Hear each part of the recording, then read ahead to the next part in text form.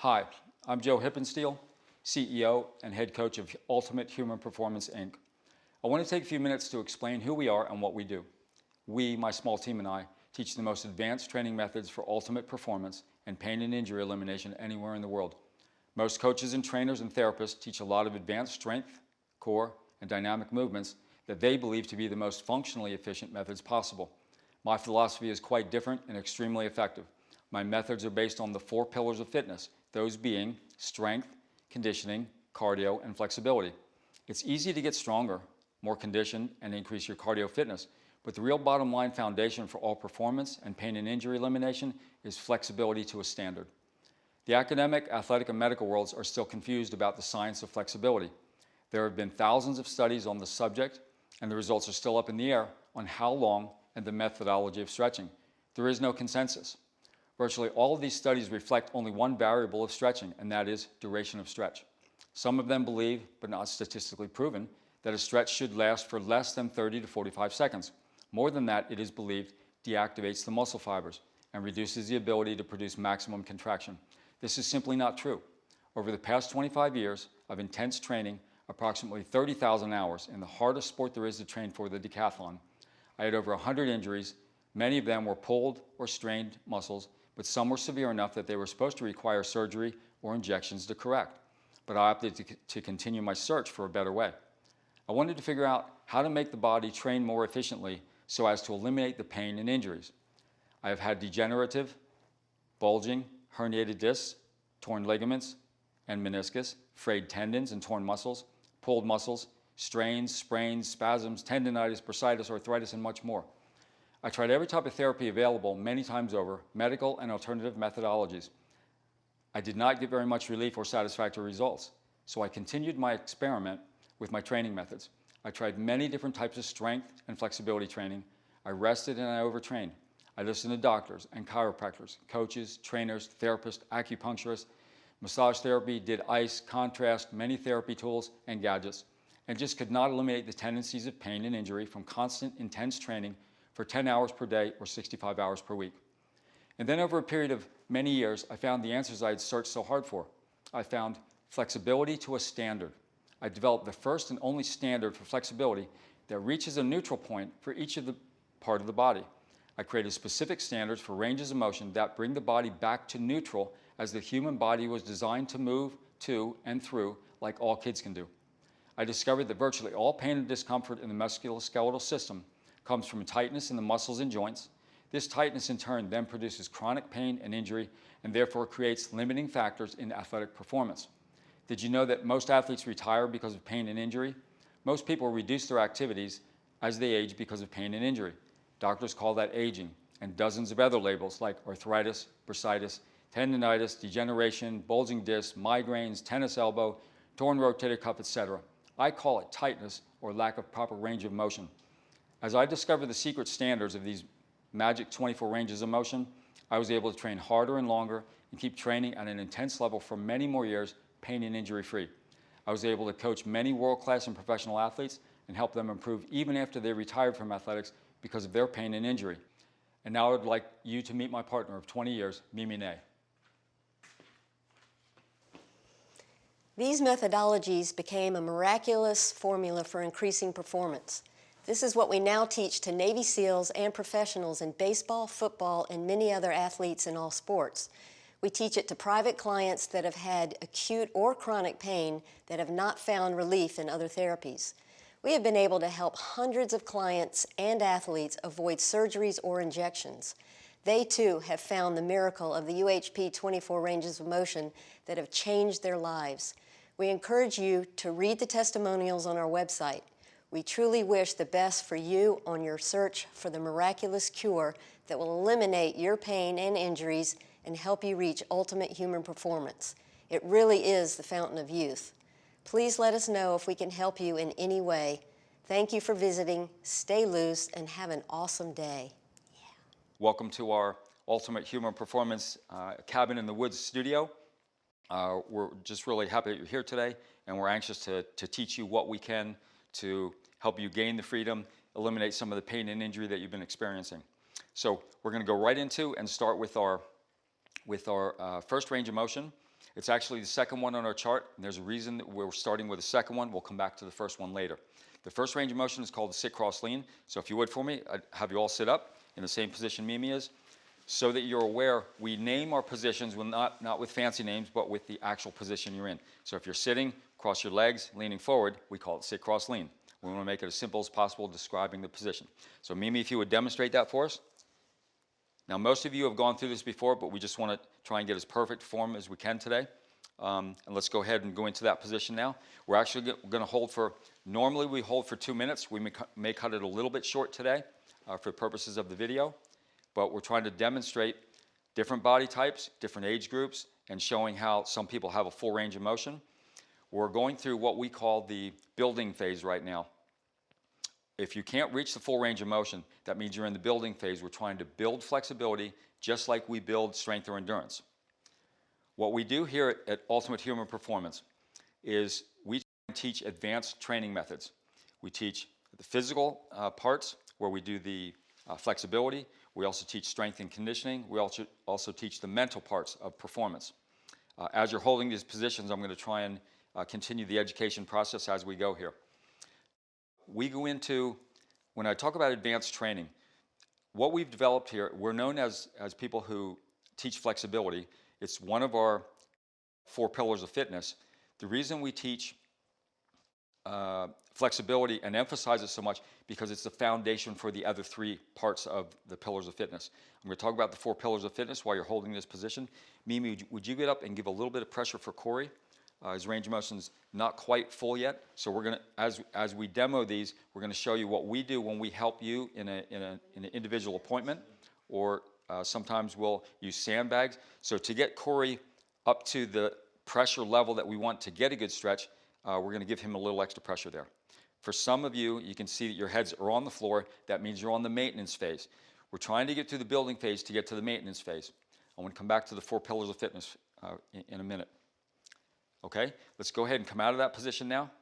Lie all the way back. Take your time. Between every range of motion, we do what we call the dead zone. It's really resting for 1 minute. So what we're trying to accomplish is when you do a 2-minute stretch, you're actually opening up some of the sarcomeres, which is the contractile units in the muscle. I'm going to come back to that and talk about that in another minute. But right now, this is part of the stretch. When you lie back into this position, it's actually called the dead zone. We want you to just relax and absorb blood. When you hold for 2 minutes in a stretch, the strength and conditioning world and the physical therapy world is saying that you're inactivating the muscle. That's not really true. What you're really doing is you're activating the muscles that have been locked up. We're going to get into what we define as muscle lock in a little while also. So I want to come back to the 4 pillars of fitness while you're finishing your dead zone here. Between every stretch, we do the 1-minute dead zone. So while you're doing that, I want to come back to the 4 pillars of fitness, which means that when we have strength, conditioning, cardio, and flexibility, to me, flexibility, if you can't reach our ranges of motion, then you have a problem. You have tension in your body that's not supposed to be there. If we would bring 100 kids in here and go through our ranges of motion, they all have perfect range of motion. We adults screw up the system of playing by doing repetitions. We focus on 1 or 2 sports. We do iterations over and over and over, and that starts to shorten our muscles to what the sport is and what we do with that activity. Okay? Now, if you'd sit up again, we're going to go into sit, cross, lean again, please. And again, we want to sit, cross your legs, lean forward. It's not critical which leg you have forward. I prefer that you have the easiest leg forward, meaning the one that you can go farthest with, in order to try and reach the goal. When you eventually reach the goal of getting your head to the floor, which you can see some of the people here have been able to do, they're on the maintenance phase, they literally would not have to hold for 2 minutes. But we're going to hold for the purposes of this class to show you what it's like when we hold for 2 minutes. When I ask people when they first come to us for an appointment or for one of our seminars, and I ask, what do you feel like? What does your body feel like? Everybody says they feel tight. Virtually everybody says that. That's why they're coming. They have tension, whether it's in their low back, whether it's in their shoulders, their neck, their knees. When you're tight, it's funny to me that everyone smiles and says, well, I'm the tightest guy you're ever going to meet, or yeah, I've always been tight, as if it's some funny genetic joke. It's not a funny genetic joke. It's not. It's something that some people are born with more strength, some people are born with more endurance, some people are born with more flexibility. For the rest of us who aren't who don't have that gift of flexibility, we can build it just like every other component of fitness. Is everyone feeling some tension there? So for Jennifer and Marianne and Chris, you guys look like you're on the maintenance level here. John looks like he's on the maintenance level. Heather's almost there. Tom and Corey, a little bit of tightness. And Tom, where are you feeling that? Down in the lumbar. In the lumbar area? Okay. Corey, where are you feeling that? Lower back and all through my legs. And all through the legs? Okay. All right. I want you to slowly come back out of that position and go into your dead zone. We'll take a minute rest.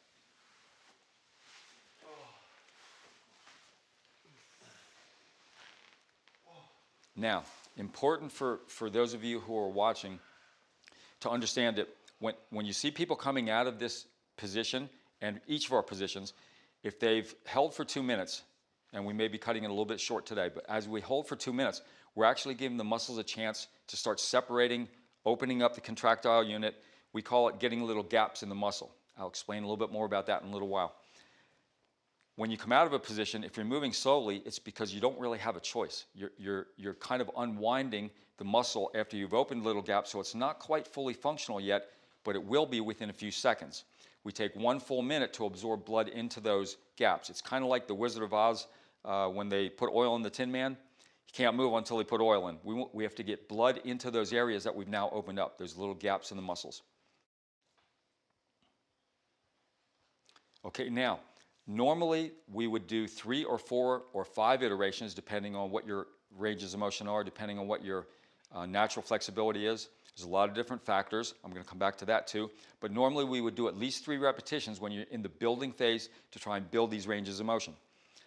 Today, for purposes of the video, we're going to cut it a little bit short, but the people who watch the video can then pause the streaming online course so that they can do additional repetitions to gain additional ranges of motion. For the purposes of today, we've done 2 sit-cross leans. Now we're going to do 1 more, but we're not going to hold for 2 minutes. So what I want you to do this time, I want you to sit up, go to your position, come right back out of it, and I'm going to explain the difference of what you should be feeling then. You can go into it to the same range you were and come right back out of it, lie all the way back down. And you probably experience less dead zone or no dead zone. Did everyone experience that? Yes. Somewhat. Okay, so what that means is if you go into a stretch to where your body's used to, you can come out of it, no dead zone. It means you have mobility through that range. When you hold for 2 minutes, you're opening up little gaps in the muscles, which is exactly what we want you to accomplish. Therefore, you can't move very fast coming out of it. And that's why we take the dead zone. The dead zone is not being lazy in between stretches. It's exactly what you need to absorb blood. When your muscles can't reach our range, when your positions can't reach our ranges of motion, when your muscles can't extend that far, it means that you have what we call muscle lock. We're going to get to more of that in a little while also. Half the challenges in life are knowing who to listen to. For this, pain elimination, injury elimination, people who don't have mobility, people who have medical conditions, which will also give you a whole list later on. Virtually every musculoskeletal issue comes from tension. What we're trying to do is melt that tension. Okay? We're going to go into the next range of motion now. So if everyone would sit up, we're going to move on to what we call the sit-cross lean to the side. Again, we're trying to describe the position. So we're all going to lean to the right side, except for Mimi. She's going to lean to the left. So this position is same sitting position with your legs crossed. We're going to lean to your right elbow. And if you notice, what we're doing is we're stretching the whole side of the body here. She's using her hand to push the opposite leg away. In other words, we're trying to keep that hip on the ground. So now we're stretching the obliques, the quadratus lumborum in the low back, some of the hip flexors, and also some of the groin. Also, we're stretching the neck. So the whole right side of her body and the left side of your body should be stretching. Now, Jennifer, can you let your head hang a little bit more? There you go, perfect. Marianne? There we go. And Chris? A little bit tight in the neck. If your head is level, it means that you have some lateral tightness. What we're trying to achieve is 20-degree downhill slope at least. Ideally, 30 degrees. If you're not there, it means the muscles are too tight in the neck, and we try and go in and actually do trigger point work which we'll also talk about a little bit later. Does everyone feel a good stretch there? Yeah. Where are you feeling it most, Chris? Lower lat and side of my neck. Okay, and Jennifer? Feel it right here, In the hip flexors, and in, and Okay. in my neck. and in your neck, okay, and Marianne? Hip flexor. Hip flexor? And that's what we originally worked on when I first met Marianne. She came in with some hip flexor issues. She does a lot of swimming, and she uses the paddling a lot because she had some soreness in her shoulders, so she would use a little bit more with the legs. Her hip flexors became a little bit overused, and that was our original issue that we worked on. So you still have a little tightness there? We got to make sure you're doing your homework. Okay, Corey, how you feeling? Left ankle and left leg. Okay, good point. So for the left ankle, since he's stretching his ankle, and you'll see his left knee is up off the ground, what we'd actually do is put some padding under the ankle so that he doesn't go up past a 7 in pain. We don't want him to not do this full stretch because his ankle's restricting. Wherever you feel it, wherever you guys just mentioned it, is what we call the limiting factor. Okay, go ahead and come out of that position now, and you can lie back down into the dead zone.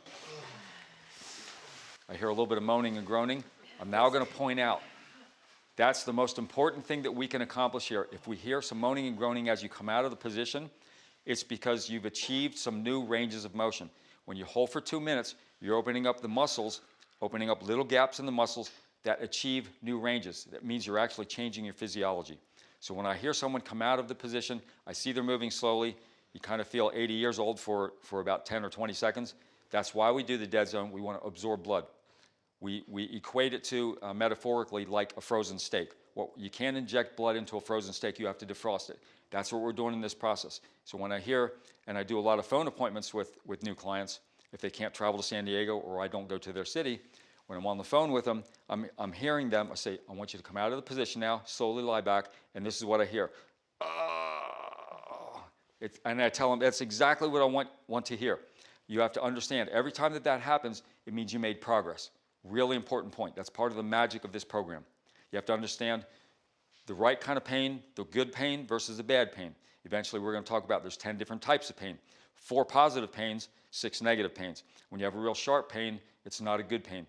When you have the dead zone pain, or when you're going into a stretch, it's uncomfortable, but as long as we don't go past a 7 in pain, which is our most important part of doing the stretching routine, is to stay at a 7 or below so that your brain can interact with the muscles and say, the pain's not too bad, let's go ahead and adapt by stretching. Okay? If you'd sit up for me now.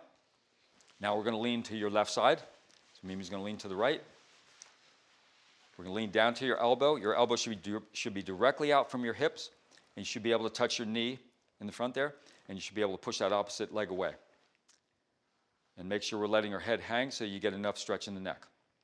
Now, actually, interestingly, Jennifer, it looks like your neck is looser on this side than the other side. Is it? Is that right? Okay. Yeah. Now, Tom, what are you feeling on this stretch? A little in the neck and then up here through the rib cage. So part of the lats, part of the intercostals, obliques. And Heather?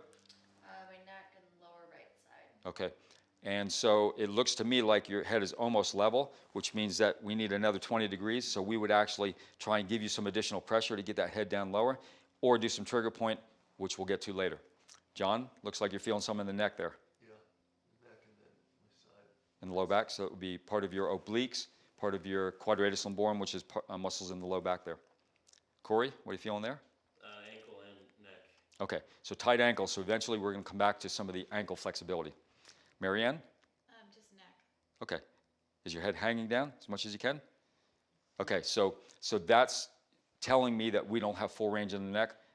Eventually could be a problem if it isn't already. Okay, great. Let's go ahead and come out of that position. Let's lie back. I'm hearing some moaning and groaning. That means we made some progress there. Great. Now, for the people who have achieved that range of motion, their head's hanging down 20 degrees, their opposite leg is on the floor, they don't feel the stretch on the side or the back, it means you're on the maintenance level. The goal of this program is to log some hours right now, build up your hours until you get to the maintenance level. And for most people, it's going to be somewhere between 1 and 100 hours. Once you reach the maintenance level, you do it once per day. The goal is to do the entire routine in 20 minutes. We have some people who have very good flexibility who can do the entire routine in less than 10 minutes. That's fantastic. when I'm on and I've really logged my hours, I can usually do it in less than 30 minutes. Okay, is everyone perfecting the dead zone? It's really important. It's part of the process. Part of the process you have to understand. Okay, so we've done one to each side. For purposes of this video, we're not going to do multiple iterations because we have a lot to cover today. So the next thing we'd like to do is the next level of lumbar flexion. I'm going to explain to you for a minute here. When you go to a physical therapist and you tell them you have a low back issue, one of the things they'll do is they'll check your sit and reach test, if you're familiar with that. Where you actually, would you demo it, Mimi? So they're checking lumbar flexion by checking this range of motion. They want to see how far you can reach past your toes. To me, that's not lumbar flexion. That's lumbar flexion plus hamstrings, which totally skews the lumbar flexion. So we have, that's their lumbar flexion test. We have 3 levels before we get to the sit and reach test. We call it the hamstring, but we start with the sit, cross, lean. That's what you're in at the very beginning. The next thing we do is the second level we're about to go into now. We call it the sit, groin, lean. Meme, would you demo that? The sit, groin, lean is instead of your legs being crossed, now we're going to put our feet together. Your heels will be 1 foot from your hips. You should be able to put your head on your toes. She will have no dead zone because she can do that pretty easily. All right, so if you can sit up, we're going to do sit, groin, lean. Now I'd like to come back to some of the points where we went back to the 4 pillars of fitness. And for this one, let's go ahead and lean forward now. And I want to talk about the science of flexibility. What we've developed here is really the science. There's never really been much science developed in flexibility. There's different theories, there's different styles. Yoga, for example, there's about 12 differences between what yoga teaches and what we teach. We teach a lot more criteria, a lot more factors of putting the entire program together. There's been literally over 4,500 studies on static stretching in the past 20-some years, and they're still trying to reach a conclusion on how long you should stretch. They're trying to measure the effect of static stretching on maximal muscle performance and muscle contraction, and there's so many different results. In 4,500 studies, they still can't draw a consensus on how long you should be stretching. If they can't draw a consensus on that, they're never going to figure out the rest of the criteria. There's actually 18 criteria that we use in this program. So we teach not just how long to stretch, but what to stretch, what order to stretch in, what are the standards, whether you're in the building phase or the maintenance phase, what your genetics plays in, where injury plays in, et cetera, et cetera. We're going to show a graphic showing all 18 criteria when we release the video. All right, now this is a tougher stretch. You should be able to put your head on your toes. I see Jennifer can do that, and Mimi can do that, but I don't see anyone else putting their head on their toes. This is real life here. This class that we're doing today, it's an all-day class. We're going to spend several hours, different parts of the day. We're going to be doing more of the routine, but we're going to try and get through every range of motion now for purposes of giving a demonstration. So as we go through the whole day, you'll be feeling different things. We'll have different experiences as we go. All right, now Corey, Mimi, would you come up and Corey, tell me what you're feeling there in the sit, groin, lean. A little bit lower back. Can't really push any farther forward. Okay. Not really at a 7 yet, but Okay, so he would need a little bit extra pressure. So we would either put a sandbag on your back or give him a little bit extra pressure. Marianne, what are you feeling there? Kind of hip. I'm sorry? Hips. Your hips, okay. And John, what are you feeling? I think it's my hips and my low back. Okay. Now, John said his back was a little bit sore coming in today, so we're going to try and work our way through some of these ranges to find out where he's deficient. In this one, he's deficient. So when I asked him earlier today, how are your ranges of motion? And he says, pretty good. When I hear pretty good, that's not really specific to me. So if he says, well, why is my back hurting? Because I'm doing pretty good on my ranges. Pretty good isn't there. You have to get all the way to the full range to get the full effect. So, Heather, how are we feeling on this one? Okay, my neck and my hips. Neck and your hip, okay. And Tom? It's groin and the hips. My lumbar's fine. Okay, great. So everybody's feeling it in a little bit different area. That's what we call the limiting factor. Let's go ahead and come out of that position now. Lie all the way back. I'm hearing some good dead zone. That means we made some progress here. Fantastic. And you'll see that people are moving a little bit slowly coming out of this position. This is not, we don't have actors here. We don't have stand-in talent. What we have is real life in our workshop here.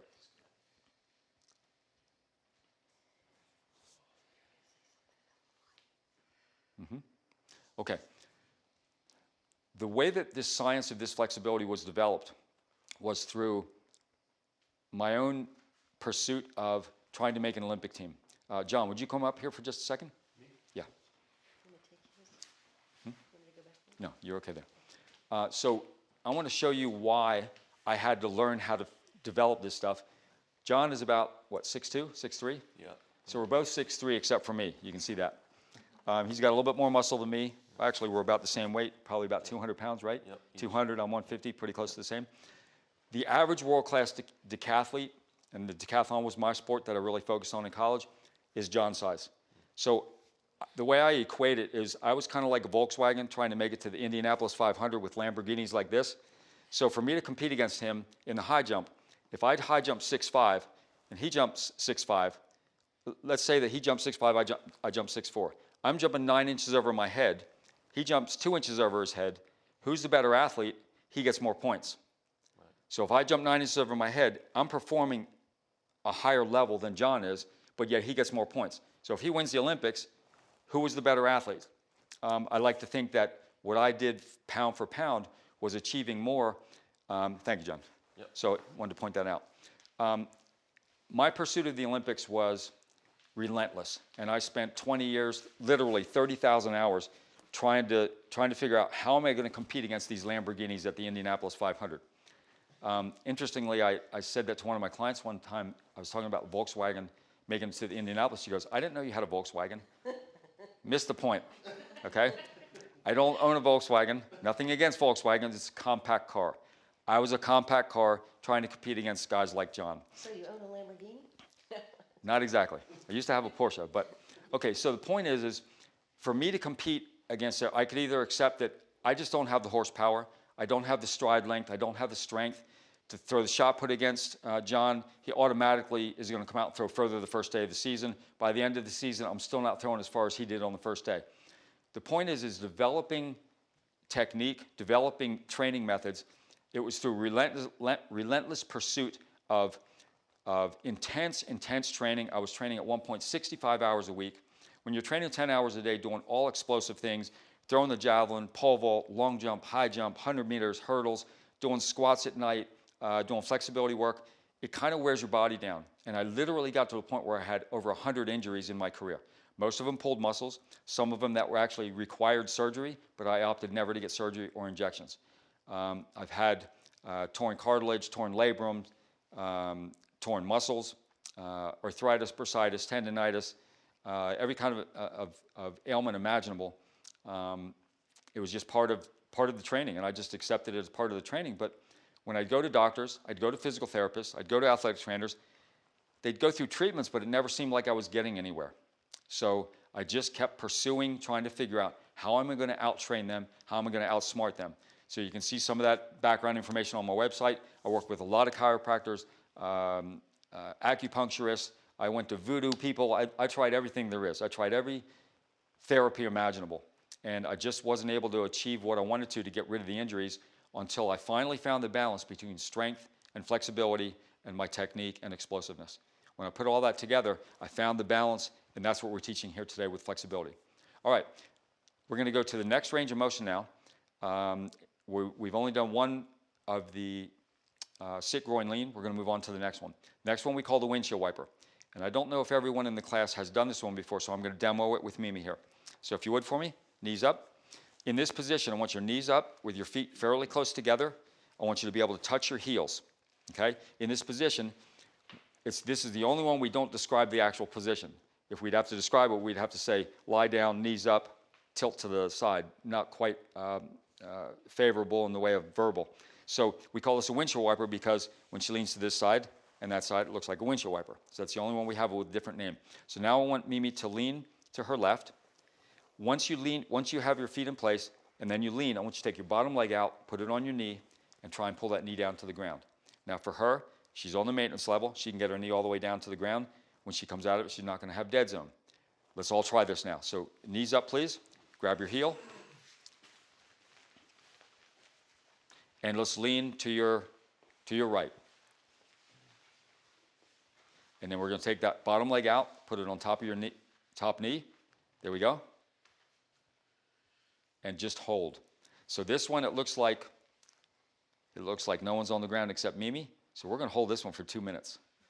I'm going to give you a little dead zone at the end of this. Now, for this position, your shoulder blades will be on the ground, shoulders will be on the ground, and you're actually stretching your leg at a 45-degree angle. What we're achieving in this one is specifically for the IT band. The IT band actually splits to two different muscles called the TFL, tensor fasciae lata, which is kind of where the pocket opening in your pants are. And it also extends and connects to part of the glute. So it actually splits here. So it's going to have a lot of tension on the hip, actually pulling the hip down a little bit, kind of giving a little bit of torque in your low back. We don't do this one at the beginning until someone progresses in some of the other positions, although this is our 4th or 5th position. Can everyone feel some good tension on this one? Okay, let's get some comments on this. Corey, what are you feeling? Mostly IT band. Okay. Does anybody feel it into the low back? I do. John, Heather, Chris? Chris is actually almost there on the range of motion. Marianne, you're actually touching? Close. Pretty close. Jennifer, you feel this one? Yeah, I feel it here again in my hip flexor. On the hip flexors? Okay. Tom? Right down in the hip in the IT. Okay, gotcha. And Heather? A little bit of the lower back and then my IT pad. Okay, so wherever you're feeling it is what we call the limiting factor. What we're trying to do is identify where's the worst spot. We try and hold till that starts to melt down. When it melts down or defrosts, as we say, from that frozen state to a defrosted movable muscle, then it'll increase your range of motion. Then you're going to feel it somewhere else, which means the second tightest area is what we're going to be feeling, and that's your next limiting factor. As we melt that one down, then you may have a third one. Eventually, your knee's going to be on the ground, like Mimi is here, and there's just no tension. That means you're on the maintenance level. Okay? I want you to slowly come back out of this one. Take your time. And lie flat. You guys are definitely perfecting the dead zone. That's what we want. Okay. So what we're trying to illustrate in this routine is standards for range of motion. What I discovered in my training was that I continued to have injuries. I actually pulled my hamstring before 2 different Olympic trials, which means I could not compete. I did everything I could to try and strengthen my hamstring. Doctors told me it was torn. Physical therapists were telling me I should strengthen it. Everything I did seemed to make it worse. Until one day, I just kept experimenting. It was my left hamstring, which is my jumping leg. I would start doing a little bit of massage just because it felt good. I would seem to get a little bit more stretch. I'd massage it some more. I'd stretch some more. I'd kind of press on the area that felt sore. I thought maybe if I can dig out a kink in the muscle. The further and further I went, the more and more I did the trigger point work on the muscle, everything seems to open. So when they're telling me it's a torn muscle, I'm finding stretching and pressing trigger point work on a muscle is not going to fix a torn muscle. So either they're wrong and we're really onto something here, or I'm just not reading it right. And so I just kept working this with different parts of my body, finding eventually a standard where when I'd reach those standards in my range of motion, things just wouldn't hurt anymore. And all these injuries that I had would go away. So really important point that we're setting a standard for range of motion that no one has ever done before. If you ask a physical therapist, what is the range of motion? For example, if you raise your arm in front, it's called arm flexion. If you have your arm behind you and you raise it, it's called arm extension. If you ask a physical therapist, and if there's any physical therapist watching this, I want you to analyze what you're doing. If I ask you what is the range of motion, what's the standard for arm extension, most physical therapists have told me they don't know. They don't have one. It doesn't matter. Everybody's different. Those aren't answers to me. So if they say, well, you mean the average? No, I don't care about the average. How far should your arm go behind you? And most of them will say the average is 30 to 60 degrees. There's actually different physical therapy schools that teach different standards, but they don't mean anything, they don't use them. So I don't mean to jump on physical therapists, but I'm pointing out, if they don't understand flexibility, how are the rest of us going to learn it? Okay, now let's go into your windshield wiper, legs up, and we're going to lean now to your left.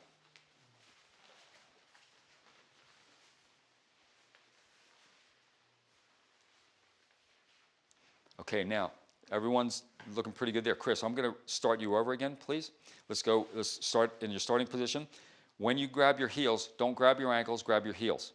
When you lean your legs, I want you to lean the legs next instead of, don't reach up with your leg to pull the other one down. I want you to just lean to the side first. Now take the bottom leg out and put it on top of the top leg. Otherwise, it gets confusing. If you have your knees up and you put one leg on top of the other, you may forget which way to go. So that stabilizes the position a little bit better. All right, everyone has some limiting factors here, right? Is anyone not getting to a 7? Everybody's at a 7. Okay, good. So this is perfect, and for people who are viewing the video, you can see these ranges of motion. No one has their knee on the ground except Mimi. So she wins the award for the windshield wiper. Wait till we get to the shoulders, though. Corey is going to be way ahead, because I know his ranges of shoulders are good, and Mimi's got a sore right shoulder right now. So we're going to point that out to you when we get there. All right, everyone feeling some good stretch here? Everyone's up to a 7 or close? Perfect. Awesome. Breathe and relax. So the next point I want to make is when you can't reach these ranges of motion, you have what we call a deficiency in our standard. If people don't have a standard, it's kind of like going to target practice without having a target or blindfolded. You've got to have a standard. So we've set that standard. If you can't reach my standard, it's what we call deficiency in range of motion. If you have deficiency, you have a dysfunction. If you have a dysfunction, you have pain or you have an injury.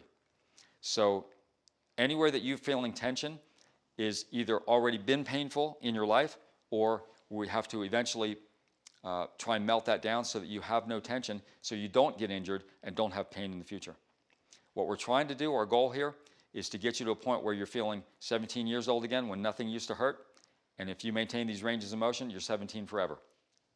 This is actually the fountain of youth. We'll explain a lot more about that later. Okay, great. Let's go ahead and come out of that. Now, again, I'm not holding for a full 2 minutes, so people watching the video, I'd like you to hold for 2 minutes. Perfect. John, how's your back doing? It's still pretty tight. A little tight? Okay. Notice how he didn't say it was hurt, he said it was tight, because that's what we're trying to point out. Everything we're doing here is almost always because there's tension.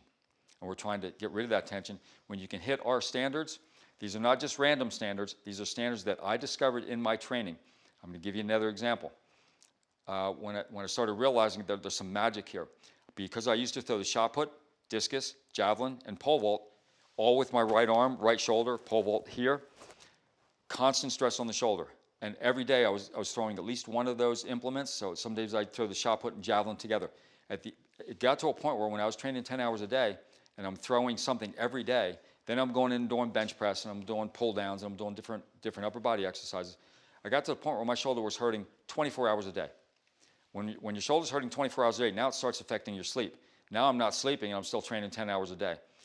I just kept experimenting. Doctors saying I have a torn labrum, torn rotator cuff, bicep tendonitis, et cetera, arthritis. And I wasn't going to go through surgery. I didn't want injections. I wanted to figure out, why is my body hurting? I'm trying to read the signals. So one day I'm in the weight room after 50 other experiments over a 2-year period. I grab a cable behind me, and it seemed like when I'd stretch it back that it would feel better. So I kept going higher with the cable, using more weight, got to the point where once I passed 90 degrees, my shoulder really wasn't hurting anymore. I'd come out of it, it'd still be a little sore. So a couple of days later, I'm working my way up to 120 degrees. I get to 120 degrees behind me, my shoulder stopped hurting. And it was kind of a realization like, wait a second, this is like a neutral point. And if I can find that neutral point for every part of the body, again, just like kids, if I bring 100 kids in here, they can all do these ranges, nobody hurts. I thought, I have to do that. I have to find the standards. That's what created the standards for everything we do here today, and what we teach in our seminars and workshops. All right, we're going to go right into the next position now, and then I'm going to describe what we call muscle lock. So let's start with your left leg up at 90 degrees while you're lying flat, and let's put your hands out by your side. Let's take since you're using your left hand, or your left leg, take your right hand, pull that left knee across your body at 90 degrees. And if you grab the hamstring tendon right here, that means you're at 90 degrees, okay? The goal of this one is to put your knee on the ground. If you can't get to the ground, that means something is your limiting factor. So Chris is on the ground, Jennifer's almost on the ground, Marianne's almost on the ground. Corey, I'm going to pick on you again. What are you feeling? Where are you feeling it? Down the butt area. Oh, so all through the glutes. Yeah. The glutes and It's in IT band a little bit. an IT band, okay? John, what are you feeling there? It's in my back still, my low back So you feel it in the low back, and my erectors. okay? So what we would do is we would actually start doing some trigger point work on the glutes or hips for Corey and some on the low back for John while they're in the position. What that means is and we're going to get more to this later, but this is what we call the hip 86 technique. Not because it works on the hips, but because it's named after me. And we call it 8 to 6. We always want to control pain. When we're stretching, we never go past a 7 in pain. If we do, your brain's telling the muscle to shut down, it's too much pain. If we go up to a 7 and hold, your muscles are slowly going to relax. You're teaching them to let go. When we do trigger point, we're aiding the stretch. So stretching is the key to what we do. A trigger point helps the stretching. So for Mimi, if it was on the hip, I'm going to press on either the tensor fasciae lata or the gluteus medius or the piriformis. If I press on it, even though Mimi has full range, 8. I'm going to see if I can get her up to an 8. When we do trigger point work, we go up to an 8 in pain and we hold. We wait for them to relax into it until it starts to come down. When it comes to a 6, you tell me when we reach a 6? 7. Tight.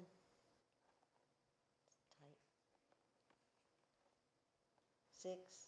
So when we reach a 6, I'm going to go deeper back to an 8. 8. And you'll hear people saying 8 and 6 all day long when we're working with them. All we're doing is we're 86ing the pain out of there. So what I'm doing is, in essence, I'm bending the muscle while she's stretching. When I bend it and it relaxes, when I let go, there's more slack, her range of motion increases.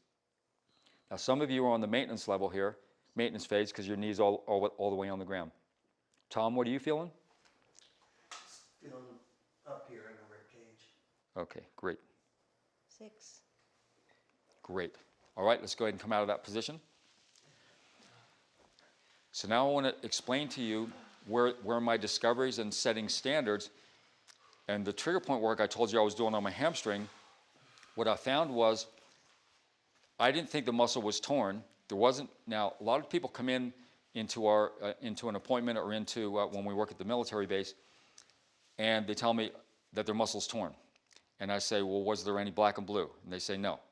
And I say, then how do you know it's torn? Because the doctor said so. Well, the doctor may say that it's torn because it's painful. But if they don't have any proof of that, or even if they have an MRI that shows that the muscle is torn, but if there's no black and blue, there's no real bleeding where the muscle tore. So in that case, we would actually try and stretch the muscle, which is illogical to a doctor, but we're finding that as we release the tension in the muscle, it just doesn't hurt anymore. So was it torn or was it not torn? Not important at this point, but what's the remedy? Getting rid of the tension. So what I found was when I would do the work on my hamstrings is as we would press on it, it would release more.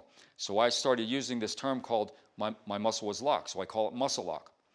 When a muscle is locked, when a muscle goes beyond tight, and there's 10 different reasons why a muscle will actually go beyond tight and actually start locking up.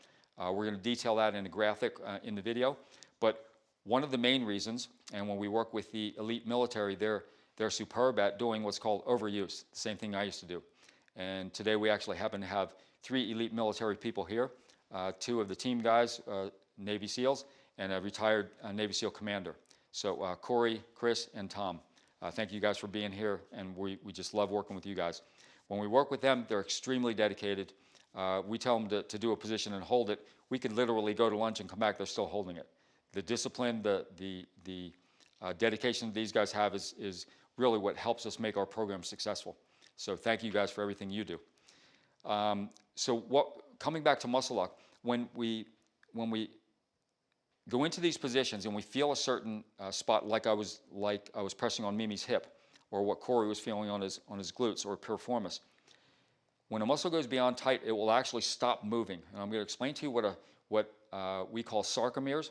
When you actually, let's go into the next position, then I'll explain the sarcomeres to you. So I want you to bring your one leg up again, your right leg, and we're going to take your right knee, your right knee across with your left hand, pull it across your body. Now this one is called lie, leg over. All we're doing is we're taking our leg across at 90 degrees. Now I want to explain what muscle lock is. So what I discovered was that when doctors or physical therapists are telling me, well, the muscle must be torn, and I'm trying to strengthen it, and it seemed to get worse, the more I massaged it and did trigger point on it, it would seem to release. So I call that muscle lock. What's actually happening is when, and I'm going to give you just a quick kind of diagram metaphor here of what's happening in the muscle fiber. If I take one little muscle fiber and I pull it out of a muscle, put it under a microscope, so it's now 1,000 times bigger, you have sections in a muscle called sarcomeres. You can look it up, you can Google it. A sarcomere is a contractile unit in the muscle that contracts, releases, and you have another one here, kind of like an accordion with ribs. It can expand or it can contract.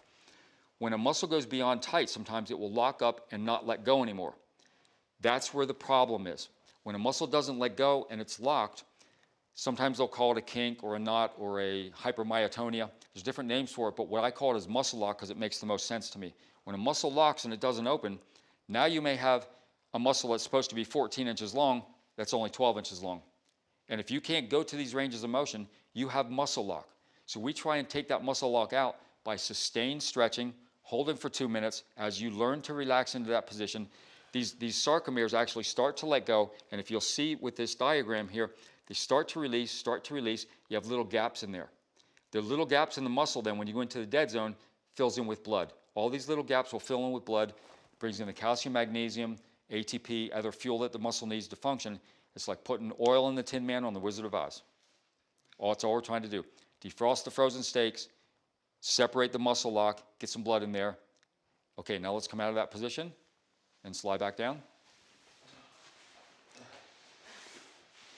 Perfect. I'm hearing some dead zone moaning and groaning. That means you made progress. Everybody doing okay? Okay, great. When you go into the dead zone, tell me what you're feeling, Chris. Release and blood going back into the muscle. You can actually feel blood flow, Yes. like warmth. Yes, warm. Okay, everybody else feeling some of that? Yeah. Okay, that means you've made progress, okay? Really, really important to understand that. When I was still doing my search, trying to figure out what muscle lock is and trying to find standards, I then went to one of the leading organizations. I won't mention their name, but they actually have a 378-page manual of what they teach to give credentials and certifications to athletic trainers, exercise physiologists, personal trainers. So what the leading organization in the country is teaching to these people is pretty much in their 378-page manual. In their 378-page manual, they have less than 3 pages devoted to flexibility. Now, if they're teaching exercise prescription, exercise diagnosis, in 378 pages and only 3 pages devoted to flexibility, I've got a problem with that. My book, which will be coming out in mid-2019, it was supposed to be ready last year, but now it's looking like the summer of this year. We have 100 pages written so far on flexibility. So if you ask a physical therapist to talk to you about everything they know about flexibility, they're probably going to be done talking to you within a few minutes. As you can see so far, I've been talking for who knows how long, an hour, and I got another 30 hours to go. I don't think we'll get all that in today, but we're giving you the overview and giving you some of the rules on how this process works. Okay, so when you're working with doctors, when you're working with physical therapists, when you're working with chiropractors, they all have some success with some people. The question is does anyone have a 90% success rate? That's something that we can talk about.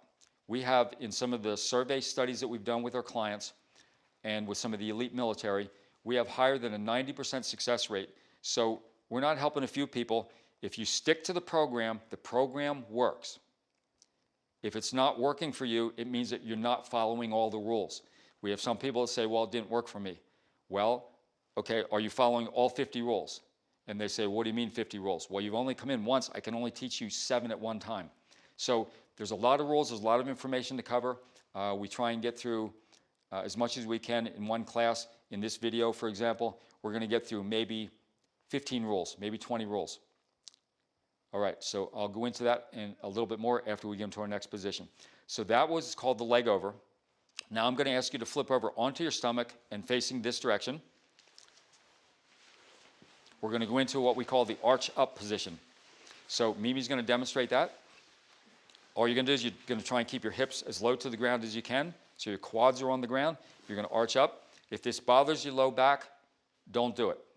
And when we first start with our first video, we're going to teach the basic building blocks of some of the most important positions without going into the full 24 ranges of motion. So for this one, I want you to go ahead and arch up. If your back is okay, if your back feels comfortable enough with it, in this position, your thighs should be on the ground, and you should be able to look straight up at the ceiling. If you can't look up at the ceiling, something is stuck. Now, I can see John is struggling a little bit with this one, and he has some pretty good natural flexibility, but his back is bothering him today. So something maybe in the front is holding. Hip flexors, psoas muscle. His neck may be a little bit tight. Are you feeling these things, John? Okay. Heather, excellent range of motion there. She can look straight up. Chris can look straight up. Jennifer, almost straight up. It looks like a little bit in your neck. Is that what I'm seeing? Okay. So after the session's over, we're going to do a little work on your neck. Marianne, feeling okay? Tom? Good. Pretty good range of motion. Not bad for a retired SEAL commander. How many years did you beat up your body? Only 20. Only 20. Okay, you're doing pretty well, quite well. Corey, that's looking pretty good. Fantastic. Okay, go ahead and lower back down. I'm going to cut this one a little bit short. Everybody's looking pretty good on that. Fantastic. When you go to the dead zone on this one, make sure you drop your head down either on your hand or on the floor, or you can roll over on your back. So you're not in an arched position. We don't want you to continue to contract the muscles. So now I'm going to talk just for a minute about the 18 criteria that I figured out. Instead of just how long to stretch, which is what they're still trying to figure out in the journals and in the scientific and athletic community, they're still trying to figure out how long should you stretch. With over 4,500 studies, they still can't draw a consensus. What we do is we teach you how long to stretch, what to stretch, meaning which exercises to do, what progression to do them in. In other words, you have to do the sit cross lean before you can do the sit groin lean. So there's progressions on how we build. And you'll see eventually how this whole routine flows. We're going to teach you the difference between the building phase and the maintenance phase. We're going to tell you where genetics plays in. We're going to tell you how to use it in your warm-up and in your training plan. We're going to talk about injuries. All these things are part of how the way we say it is if the athletic world is still trying to figure out how long to stretch and they can't draw a consensus, to me that's like one number of an 18-number combination to a safe. They're never going to get in even if they get the right number on the first one. They'll never get in the safe until they figure out the other criteria. We have 18 criteria, all figured out to the detail. That's why we have 100 pages that we can put out to educate you on flexibility. All right, let's do one more of the arch for me, if you would. Let's go ahead and arch all the way up. Now again, normally if we have any issues with not reaching the ranges, we're going to hold literally for 2 minutes. 2 minutes on, 1 minute off in the dead zone. Repetition, usually at least 3 per day. And if you really want to get there faster, you can do those routines twice a day. You may be spending 2 or 3 hours a day stretching. But if it's what you need, it's what you need to do. People ask me all the time, well, can I still lift weights? You can, but flexibility is going to take you 3 steps forward. Swimming, lifting weights is going to take you 2 steps back. 3 steps forward, 2 steps back. It takes a little bit longer to get there that way.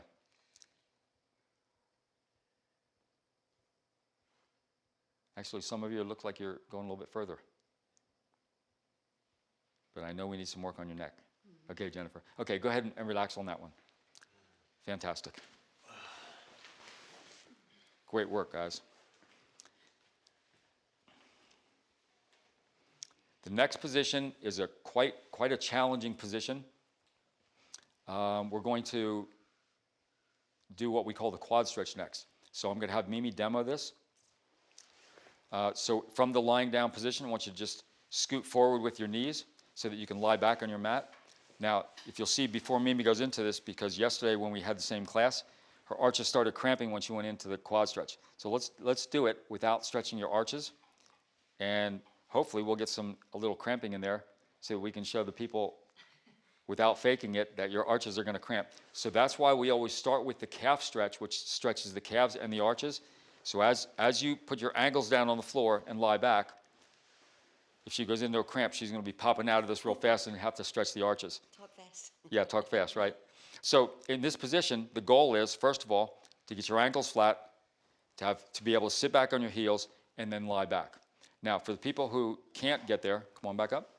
For the people who can't sit with their ankles flat on the ground, we're going to put some padding underneath here. We're going to roll up a towel. We're going to put a shoe there. We're going to put a yoga mat there. So we're going to put something to pad it just so that they can not skip the stretch because their ankles are too sore.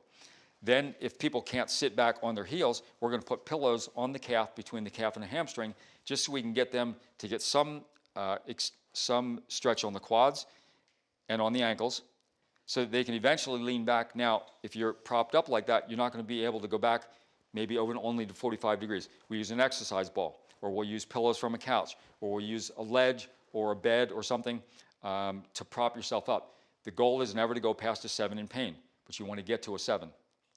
You feeling a little tightness in those? No, I'm just doing it. Okay, she's doing it to make sure she doesn't cramp. Okay, so let's go ahead and let's try the quad stretch now. This is an advanced stretch. When a physical therapist sees these, they usually cringe and they say, that's too extreme, you shouldn't be doing that. But I'm telling you, we've taken hundreds and hundreds of guys with back problems that have avoided surgery because they can do the quad stretch. And I'm going to explain to you how that works and why it works when you're in your position.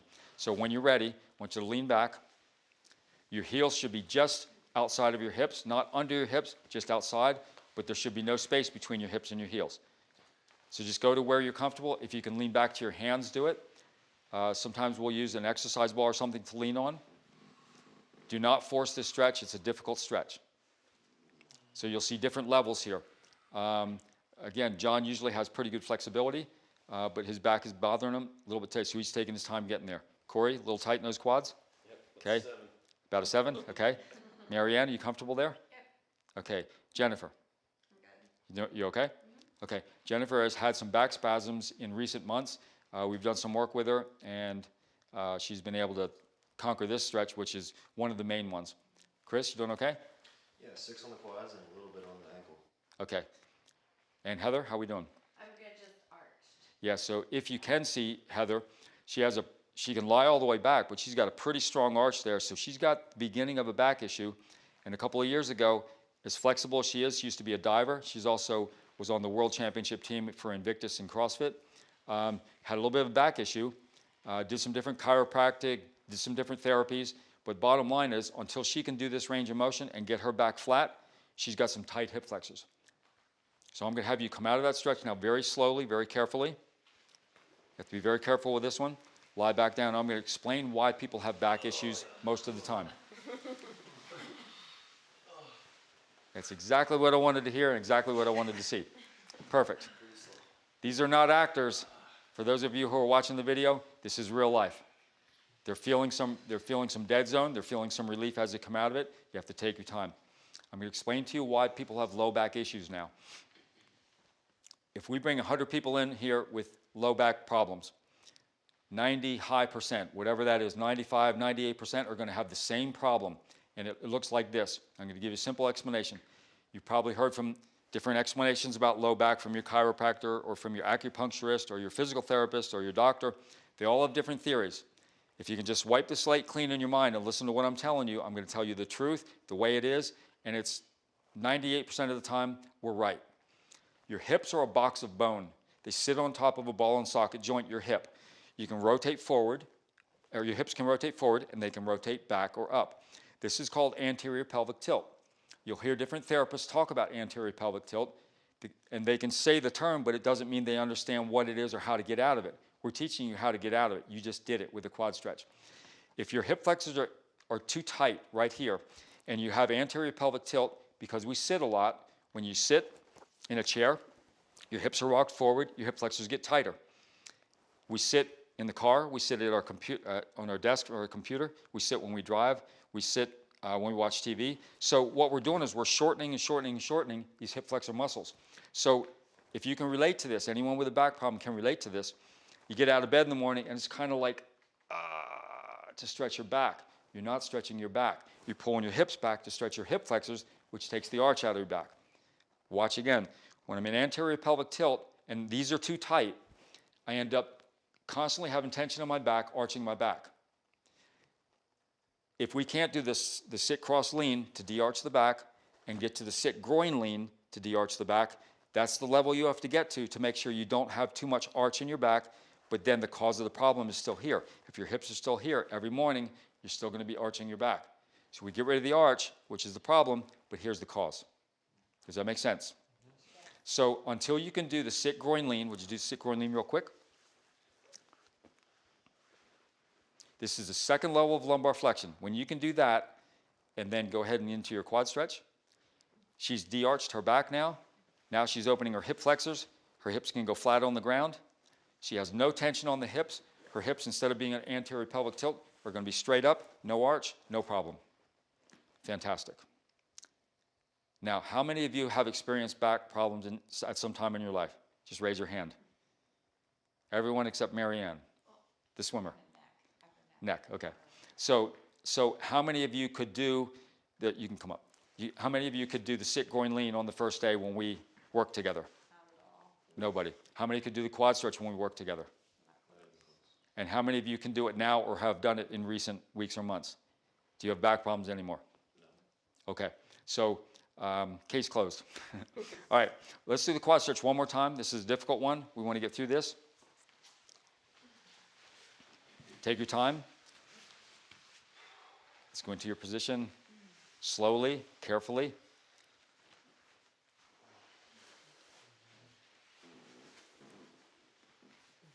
And if you need to, just go to your hands.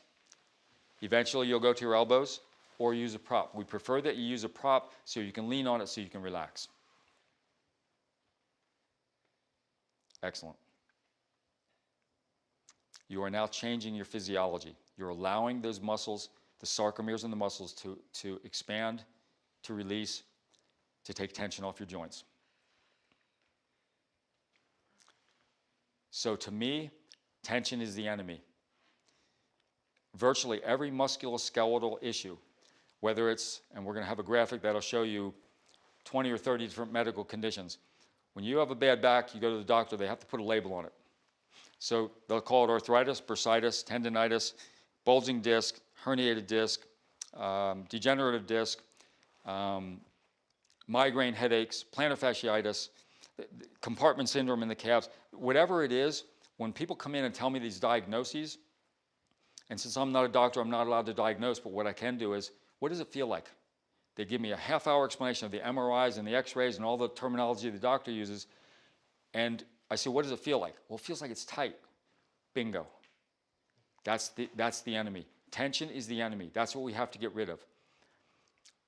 Let's go ahead and come out of this position now. Be very careful. Come out of it slowly. So when I see the personal trainers these days who are certified by some of these national organizations that teach them 2.5 pages of flexibility out of 378 pages, my point is, and same with physical therapy, they're supposed to teach flexibility. Well, interestingly, strength conditioning people have certifications in strength and conditioning. I think it should be strength, conditioning, and flexibility. But they really can't teach you much about flexibility because they don't learn much about flexibility. So they may have advanced degrees and they may have advanced certifications, but if they can't teach you about flexibility, they're missing the point. They're missing the foundation of the rest of the pyramid. So one of the chapters in my book is called Core Schmore, meaning way too much core work. All the planks, all the abdominal work they do, all the flutter kicks. The Navy SEALs are known for doing about 1 billion flutter kicks while they're in the ocean, freezing their muscles, so it gets to the point where their muscles just freeze up. And then they're supposed to carry boats down the beach and do things when their muscles are so tight, so frozen, not flexible. That's why there's a lot of problems created. So to me, there's way too much core work being done. Does it help some people? Yes. The people who are naturally flexible will do well with core. The people who have back issues, the more core you do, some people will get better because they may have some natural flexibility under the crust of their training, how their body has become tight. But eventually, you have to loosen those muscles. You've got to be able to do these ranges of motion, or you're going to start getting medical labels again. You're going to have arthritis, bursitis, degenerative disc, blah, blah, blah, all that stuff. So the bottom line is we got to get rid of tension. We have to keep moving towards testing ranges of motion to find out where you're deficient. If you're deficient, When you come into us, we test certain ranges of motion. When we find deficiencies, those are the ranges of motion that give us the hint and the map of where we need to go to get rid of tension so your body performs like it's supposed to be young again. Okay. After the quad stretch, we're going to go into, these are more advanced stretches now. We're going to go into one that's called the front lunge. We have a series of lunges that we're going to do, and Mimi, you're going to demo for me. You're going to start with your right leg forward. I'm going to point out the way we do it compared to the way everyone else does it. So let's go ahead and do it the way everyone else does it. Bring your leg forward. You'll see what she's doing now is what they're teaching in the athletic world and the therapy world is when you do the lunge stretch, don't let your knee go out past your toes. For me, that doesn't make sense, but that's what everybody's doing. And one guy just made up that rule one day because they decided, no, you don't want to overflex your ankle, you don't want to overflex your knee. The problem with this is, and everybody's still doing that. We're teaching something different. I'm going to teach you how we do it differently. Right now, when she's holding her body weight in the air, she's flexing her hip flexors while we're trying to stretch the hip flexors. You can feel that. You can't contract and stretch at the same time. What we want to do is be able to stretch the hip flexors. It's because, again, this is what causes anterior pelvic tilt. We do the quad stretch to get both of them. Now we extend the leg back to get even more. That's what she's doing here, but she's contracting. She's holding her body weight in the air, and it gets pretty tiring. You can see she's struggling a little bit. Now, the way we teach it is bring your foot back, get full ankle flexion, full knee flexion. She's resting on her heel right now, or on her hamstring or resting on her calf. She's completely stretching that hip flexor, and she's actually lower, so she's getting more stretch. That's the only way you're going to finish opening those hip flexors. Okay, let's all try that. So we're going to start with our right leg forward. And once you get to this series, which is a more advanced stretch, as we move our way down the chart to these continuing in the 24 ranges, once you can do the lunge, we don't take a dead zone unless you actually need it right after this stretch. So in this stretch, we're going to go right from, and while you're holding that position, and let's see, make sure everyone's in good position here. Heather, can you bring your foot back a little bit more? So you won't actually be flat-footed. You'll actually be on the ball of your foot. The top of your thigh will be almost parallel with the ground. Let's pull that foot back just a little bit more, Jennifer. Yeah. So you can either bring your foot back a little bit or bring your body forward. There you go. Perfect. Just like that. So you're actually up on the ball of your foot. Great stretch, you guys. So when we get to this level, or when we get to this part of the chart, we don't have to necessarily do a dead zone unless you actually need it. So we're going to flow now. We want to try and get a flow when we're stretching from the front lunge to the side lunge to the groin lunge. Mimi's going to demo that as you're holding that position. So when you're in the front lunge, right leg's forward, left leg is back. We're going to drop to the left side. So I want you, Mimi, reach out with your left hand, drop your hip down to the ground, and you can rest with your elbow on your bent leg here. That's called the side lunge. Now go back to the front lunge and continue to pivot towards me. Her body weight's going to be inside her bent leg, all the way down to the ground, really stretching the groin, the adductors here. That's called the groin lunge. Okay, come on back to your front lunge. If everyone's ready and you feel okay, we're going to drop down into the side lunge now. So take your left hand, put it out. If you're super tight on this, you can't get your hip to the ground, you can go to your elbow. Chris is demonstrating going to the elbow. He's a little bit tight on the side. Corey's a little bit tight. That hip should come all the way down to the ground. If it doesn't, your abductors, your obliques, your quadratus lumborum, and your low back are too tight. Most of you look really good in this position. And we see some of our elite military here a little bit tight. Corey, a little bit tight on that one? Yep. And Chris is feeling it in the obliques and probably QL in the low back. Yep. The tightest.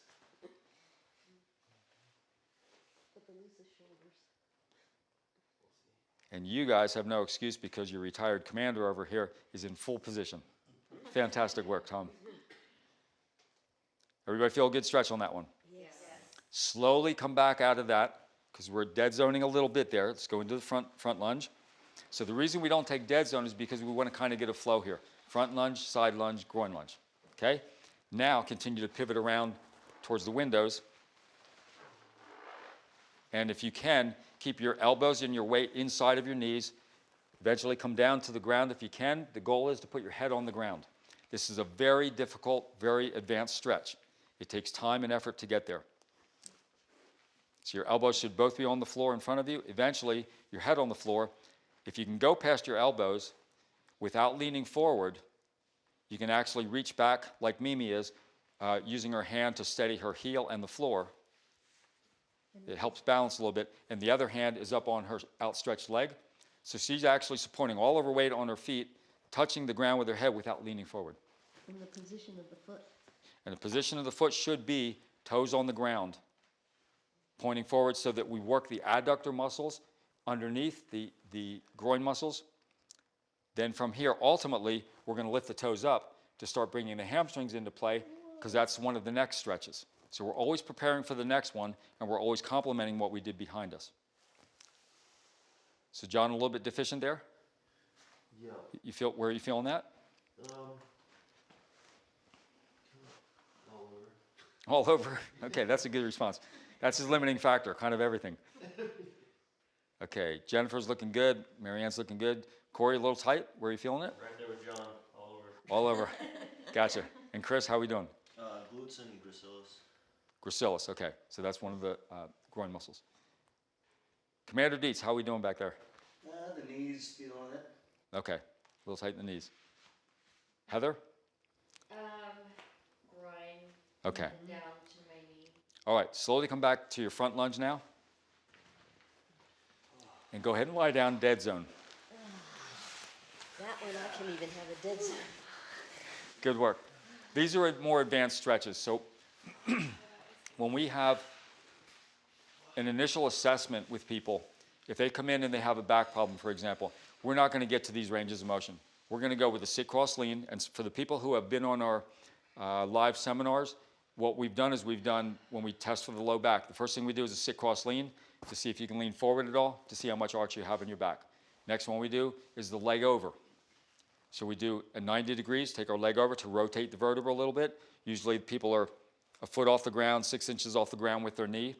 Then we go into the quad stretch, which tells us how tight their hip flexors are. If they can't lie all the way back, we can tell them exactly why they have a low back problem. So we're always looking for, when we're doing the assessment, and then we have an assessment for the shoulders, so we do 2 or 3 ranges of motion there. What we're looking for is, do they have any genetic flexibility? In other words, if we do, like for Mimi, when she goes into the sit, cross, lean, if she came in the first day and said she has a back problem, but she could go all the way down, then that means her arch is fine, but her hip flexors must be the problem then. She can't lean back, so she's stuck in anterior pelvic tilt. So we're looking to see if people have genetic flexibility the first day or during the assessment. In other words, if you go into a sit, cross, lean for me for a second, and just sit sideways to the camera, like this. So if she can only go down this far on her first iteration, and then she dead zones, then she comes back, and then she goes a little bit further on the second. She comes out, she dead zones, she goes third, and she gets her head down to the ground. We know she has tremendous genetic flexibility. She's going to be an easy case. Within a couple of days, she's going to be hitting all the ranges of motion. Now, the opposite would be guys who are coming in tight. They can't put their hands on the ground. They dead zone. They come back and do it again. They don't go any further. They dead zone. They come back and do it again. They may get an inch further. They come back and do it again. They may barely touch the ground. They don't have the gift of genetic flexibility.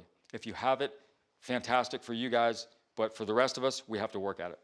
And I think most of the people in this room have really had to work at flexibility to gain these ranges of motion to solve some of their issues. Would you guys agree with that? Yes, absolutely. Okay, fantastic. So let's go ahead now. We're going to go with the front lunge with the left leg forward.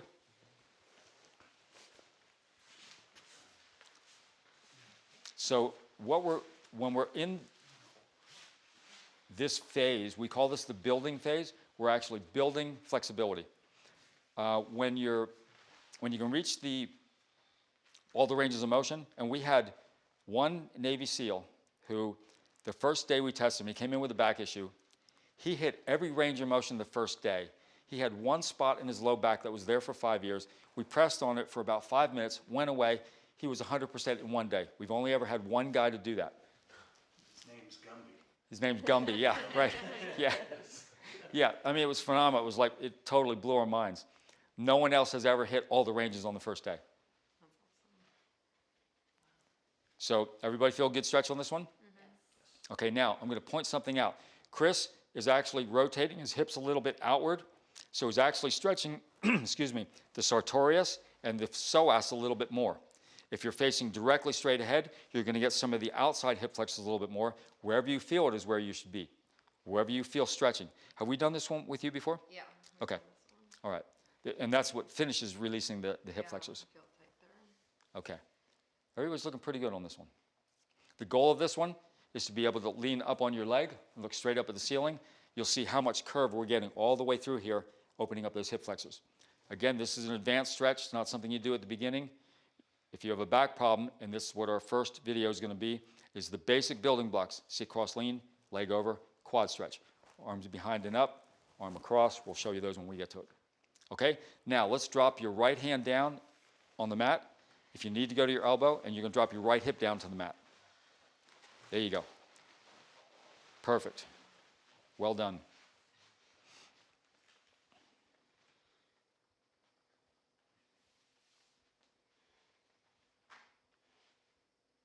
So as you hold these positions, and it causes you to go into the dead zone, what we're actually doing is we're injecting blood into those frozen stakes. We're creating those gaps in there. As you make that progress, you're changing your physiology. And we have people literally that have come in and had 10-year back problem, and within a couple of days, everything's changing.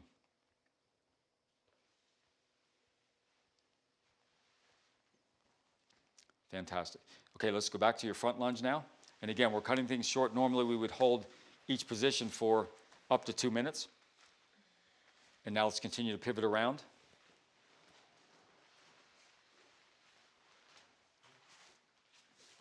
So as we make the progress here and blood is being injected into those frozen stakes, you're feeling change. So what we're teaching here, we're teaching the foundation of the other pillars of fitness. Stretching is the key to what we do.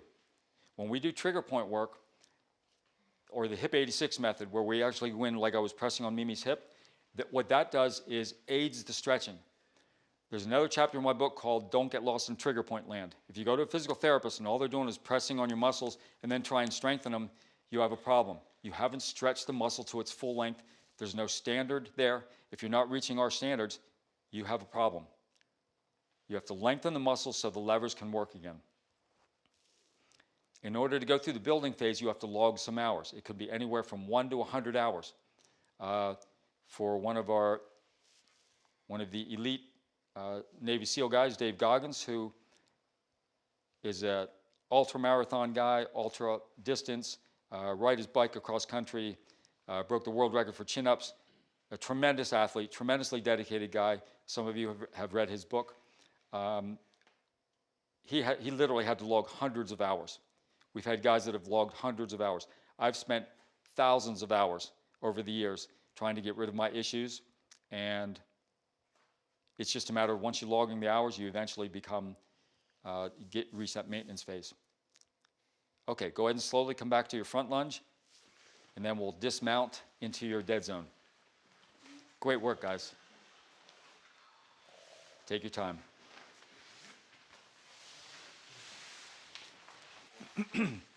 Now, when you're moving slowly like this, that's why the strength coaches and the athletic trainers are telling you don't do static stretching before your workout.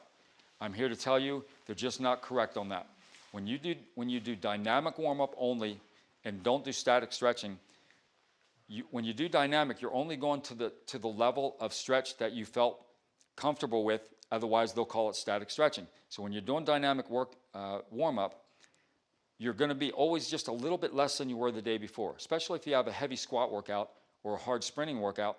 When you do dynamic warm-up, your muscles are going to be a little sore. You may do just a little bit less that day. And then you do a little bit less the next day, and a little bit less the next day. After a period of months of heavy training, your body's just not getting to the ranges of motion you used to be in. You've got to do static stretching as part of a 4-part warm-up. You've got to be able to flow in your stretches from one to the next, reaching our standard. If you can't reach our standard, you should at least be doing static stretching up to the level that you've achieved the day before. We're going to talk about 4 parts of a warm-up. This is really important. What they're teaching is do dynamic warm-up and then do your event. We teach a 4-part warm-up. The first part is doing something for general blood flow. So we call it a little bit of cardio. You can do the bike or a little bit of a jog. When we have a class like this, usually people are hurting, so we don't insist on them going out and jogging or getting on the bike first. If they can do a little warm-up, it will help a little bit. But once you do your first repetition in each range of motion, you're creating blood flow, so we're okay with not necessarily being strict on the first part, which is general blood flow. But in a normal 4-part workout, ideally, general warm-up to get some blood flow, a few minutes, static stretching to our level or the level you were the day before, then dynamic warm-up, then sport-specific. So let's say you're going to be doing a sprint workout. The sport-specific would be once you do your general blood flow, your static stretching, then your dynamic, then you want to do a 100-meter sprint at 50% effort. Then you want to do a second one at 80% effort. Your third one at 90% effort. So now we're warming up specifically for that activity. If you're doing just dynamic warm-up and you're going into your sport, it's just not adequate. You're going to get injured unless you have great genetic flexibility. You can get away with it. Then everybody else thinks they can too, and not everyone has that genetic gift. We find in the general public, less than 20% of the people have genetic flexibility, meaning they open up more easily. The rest of us have to work at it. Okay, we've gone through the lunges now. Let's go. Would you demo the next position is, go into your groin lunge for me. So we're going to show you how the groin lunge, once you do the second groin lunge, instead of coming out of it, then we go into what we call the frog squat lean. And again, if you have to dead zone, but if you don't, you can go right into, let's bring this leg in now. So you're in what we call the frog squat position, leaning forward. The goal is head on the ground. This is the 3rd level of lumbar flexion. We haven't done any hamstring sit and reach test yet because we have to get ready for that. Okay? Does that feel pretty good, Mimi? Mm-hmm. Okay, fantastic. If you notice, her back is almost level with her knees right now. That's how far down she is. Complete lumbar flexibility here. For some of you, I don't know if anyone got all the way to the ground on the sit groin lean, which is the 2nd level. Has anyone reached your head to the ground or head to your toes? 2 of you did. Okay, this is the 3rd level. Did we ever teach this one to you, Jennifer? Okay, this is the next level. All right, so let's get up and try that. Instead of going from the sit groin lean, we're just going to go right into squat down, heels just a couple inches apart. And you're going to lean forward. The goal is to get your elbows to the ground if you can. And then if you can, we're going to put your head on the ground without leaning forward. In other words, you're balancing all of your weight still on your feet. And I don't see anyone putting their head on the ground. Chris is almost there. 5 inches. Marianne's almost there. Heather's almost there. John. If I fall, I can get there. Yeah. Yeah, we don't really want to fall forward. We want to stay back with all your weight on your feet. And Corey, we'll get you a telescope so you can see the ground. Dead zone. Yeah. We'll let you earn the dead zone on this one. Tough stretch, right? So, Jennifer, since you had some back spasms, this is the next level that we have to get to. And again, it takes time to learn these, which means more appointments. And I try and have people come in as few times as possible and make them do the homework. I don't hurt. I can't move past my ankles. Like I feel no pain. Okay. But they're just really tight. Your ankles feel tight. Yeah.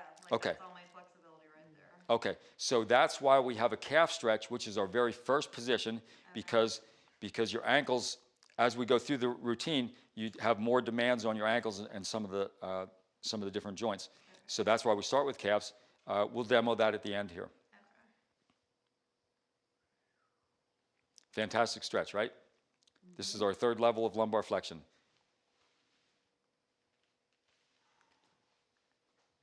Okay, let's go ahead and come out of this position. Let's dead zone. And then we're going to show you 2 more that kind of round out the lower body. And then we're going to take a little break. Then we're going to go into the upper body. Now, I'm going to have Mimi demo this right away. We're going to go into the frog squat lean again. So again, there's a flow when we get near the end of the routine here. Yeah, maybe you can do it on the floor. So we go right from the frog squat lean. We flow through the lunges into the frog squat lean. From here, we go right up into the hamstring, the sit and reach test. Now we've done our 3 levels of lumbar flexion. 4th level, what they do in physical therapy as their first and only level. We try and touch our hands, if you can, to the floor. Mimi's a little bit tight here, a little deficient. So Mimi has a deficiency in range of motion, therefore dysfunction, therefore pain in her hamstrings. Am I right? Okay, I rest my case.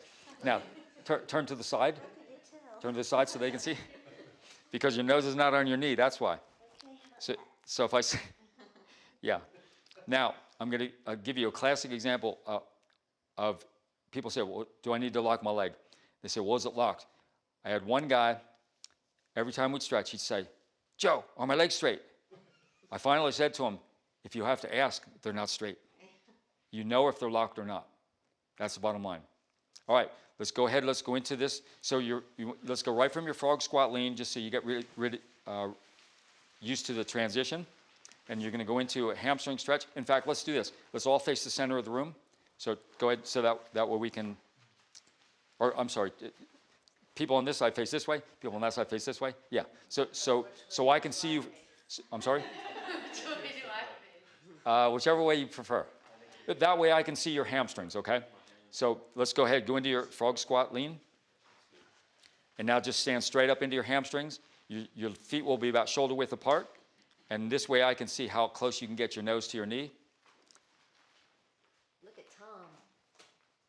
Commander Dietz, fantastic. He's going to win the prize. It's my all-star position. Yeah, there it is. There it is. This is a tough stretch. Now, not everyone needs to have perfect hamstring flexibility. If you're a sprinter, or if in any way you're going to be doing a sport where you have to sprint, all out in soccer, basketball, football, I'd recommend that you get full hamstring flexibility or you could have a problem. But for people who don't need to sprint, if you can just get your hands to the floor, you're in good shape.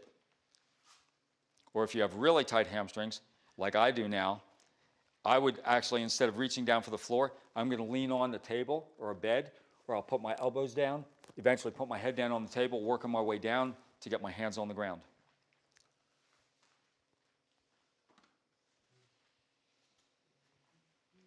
Okay, go ahead and come back out of that. Fantastic. Now, instead of lying down, I'm going to have Mimi just demonstrate one more, and maybe we can spread out a little bit just so you can see Mimi do this. So she's going to go from the, be careful those mats don't slide out, or you're going to be doing a split. Once you can put your nose on your knees in the hamstring straight down stretch, then we spread our feet apart. This way you can isolate different parts of the hamstring by having your nose on your knee, or inside your knee, or outside your knee, because we each have 3 hamstrings on our back of our leg. And we can see deficiency, therefore dysfunction, therefore potential injury. She's had a hamstring issue going on for a while now. Revealed. See, I'm shaking. So we don't even go to this position until you guys can put your nose on your knee. So not necessary for now. And we're going to finish with one more stretch, which I'll have you do as a group, and then we'll take a break after this entire lower body. So for this one, what you're going to, Mimi, if you would demonstrate the side bend. So what we're doing here is we're stretching the entire side. Now, if you notice when we did sit cross lean to the side, we're starting to stretch the side. We go into the side lunge. We're doing more, 2nd level. This is the 3rd level. Her arm should be straight across. Go ahead and straighten out your arm, Mimi. There you go. Not too bad on this side. Now watch her deficiency on the other side, because she has a shoulder issue going on. Yeah, not looking as good. And right now she's got some stuff going on in her rotator cuff and some of the arm, muscles on the back of her arm. Now when we do this one, see how she's leaning on her hip with her legs a little bit spread? That way you're not holding the position, contracting muscle while you're doing it, so we lean on her hip. Okay, let's go ahead and try that just wherever you are in your position there. Let's go, just lean towards me. Lean towards me. Whatever position you want to be, just give that a try. And what we're looking for here is, are your arms straight across? And those are looking pretty good. Corey's got a little bit too much muscle, so we're going to have to like put you on a rack and stretch you out a little bit. I wish. Keeping our legs locked. Yeah, I want you to lean on your hip there. There you go, perfect. That way you're not contracting muscle to hold your position. Well, you're bending. Right. Yeah, yes, you can bend that leg that you're leaning on. There you go. Perfect. So this finishes off the lateral flexion of your trunk. And let's go ahead and come back up. Let's go right into the other side. And then we're going to give you guys a real dead zone break, 15 minutes to take a break before we go back and do the upper body. So you can see as we go through some of these ranges of motion, for example, when we did the leg over, your arms out while your knees across. We're starting to do a little bit of upper body. We're working our way into doing more upper body here, which leads into the upper body.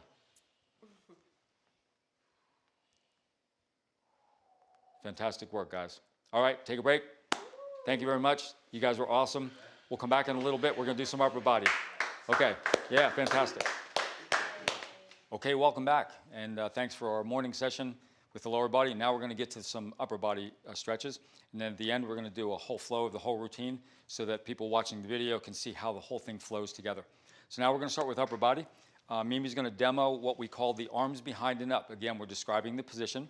So Mimi, if you'd face that direction, arms behind and up. Very simply, I want you to tell me when we get to a 7.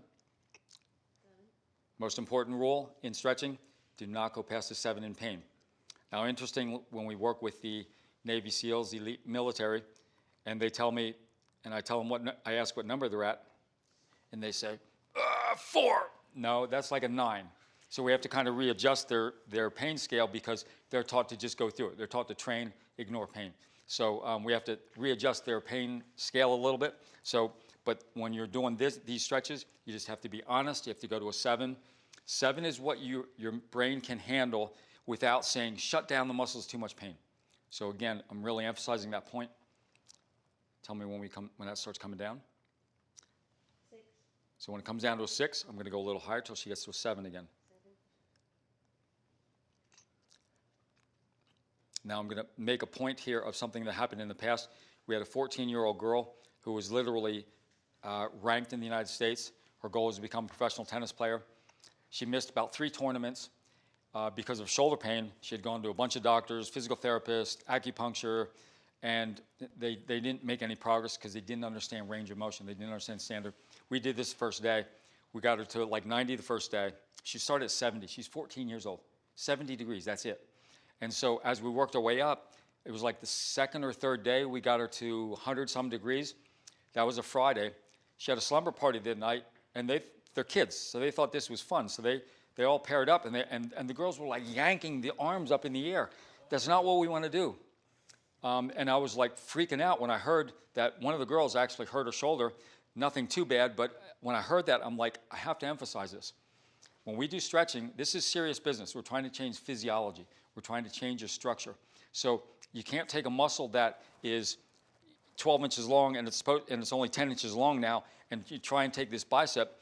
Interestingly, on this one, this is the #1 shoulder injury, bicep tendonitis. When we first started working for some of the elite military groups, the physical therapists were telling us that rotator cuff and labrum tears were the biggest shoulder injury.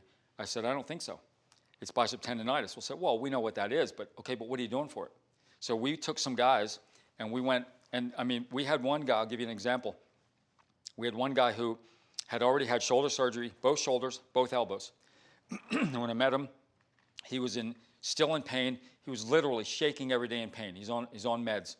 And we started stretching him, and he had trouble going to here. He had trouble going to here, and his arms were shaking. So we took a break. We did it again. When he got comfortable at 20 degrees, we worked it up to 30 degrees. It took 2 weeks. We get him to 120. The physical therapist was standing there watching me for 2 weeks do this. I get to 120. Come on up, Chris. I want them to see what 120 is. Over here. As you guys can see, we're about the same height, about the same musculature, right? Okay? This is a good example. So we get this guy up past 90 degrees to 120. You good there? Good. Not too bad, huh? No. So we get him to 120. His arms don't hurt anymore. It's like gone. And the physical therapist is watching this. I say, I want you to demo, because he hadn't done any bench press, no push-ups for years. After 4 surgeries, I said, I want you to try and do some push-ups now. He pumps out 10, no problem. I said, do 20. The guy does 20 push-ups, hadn't done them for years. He smiles, he's happy, and the physical therapist says, we can't have our guys do that, and walks away. I'm like, am I missing something, or are you missing something? If you can't see what we just accomplished, that wasn't an exception to the rule, that's the rule. Get to 120, you don't hurt anymore, okay? And for some of you who have gone through these ranges of motion, and you have a back spasm or you have serious issues going on, it just kind of melts down and goes away when you can do these ranges of motion. Can people relate to that? Okay, fantastic. So now we're going to pair up. Before we pair up, actually, I'm going to have Mimi show a demo of doing that range of motion, arms behind and up on the front of the table, so that for those of you who are at home who are watching this seminar, watching this class, since you may not have someone there who wants to stand and hold your arms for 2 minutes at a time, I want you to kneel down in front of something that you think would be the appropriate height, and then as you lower yourself down, for Mimi, she can go to 90, but if she would sit down, yeah, so she's at about 90 there. For her to go any lower than that means she would have to move her body out away from the table to extend that range of motion, so her arms would actually go above 90. So at home, what you want to do is you want to find something that's the right level, whether it's a ledge or whether it's your bed or whatever it is. I don't recommend doing it on an exercise ball because it moves around and you have to kind of contract your muscles to hold the exercise ball in place. But it's something that you have to commit to accomplish these ranges of motion. And I'll give you another example just so that we can put it into people's heads to get it out of their heads. Some guys would come in after a weekend of not stretching and we say, how's your arms behind and up? Because they have shoulder issues. They say, well, I didn't really get much stretching in. I'm like, okay, why not? Well, I couldn't find anything the right height. Okay, so I said, well, if I would give you $1,000 every time you stretch on the weekend, would you find something the right height? Yes. So it's really not a matter of you don't have anything in your house that's the right height. It's a matter of motivation. It's something you have to commit to. And stretching is work. It's hard work. When you get done going through a routine like this for an hour and a half, you feel like you did a workout. You're actually releasing waste product from the muscles that were locked, literally sometimes for years, sometimes for decades. So, okay, so let's go right into our arms behind and up. I want you guys to pair up. And Mimi, if you'd work with Tom and everyone else, you can just pair up. And so we'll just get different angles here. We'll get different angles here so you guys can just go to work. Go to a 7. Tell your partner when you're at a 7. So Marianne has had some shoulder issues, so let's make sure we go. Okay, we'll take it. Huh? Okay, fantastic.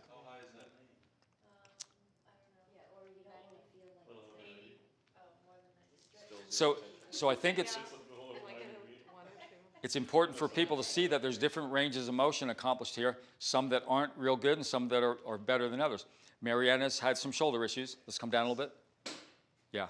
So we want to go easy. We want to slowly work our way up. So we're going to do 20 repetitions today for Marianne. No, I'm just kidding.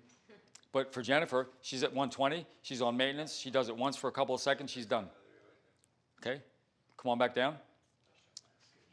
Now for Tom, who is a little bit restricted in that range of motion, to put it mildly, his activity levels are, he doesn't need his arms as much. He's not going to be throwing the javelin anytime soon, I don't think. I think his hand grenade throwing days are over. So I don't think it's really critical for Tom, unless he wants to start opening up their shoulders. Now, if he starts playing squash or racquetball, that's a different story. Most of your activity is running, swimming, surfing, whatever you guys do. Golf. Yeah, there you go. Okay, a little bit of restriction in the golf. You'll hit further if you have more range of motion. And I have some professional golfers that we've worked with that have done really well with this. So now let's switch partners. Yes, yeah, there you go. Let's get more repetitions in for Tom.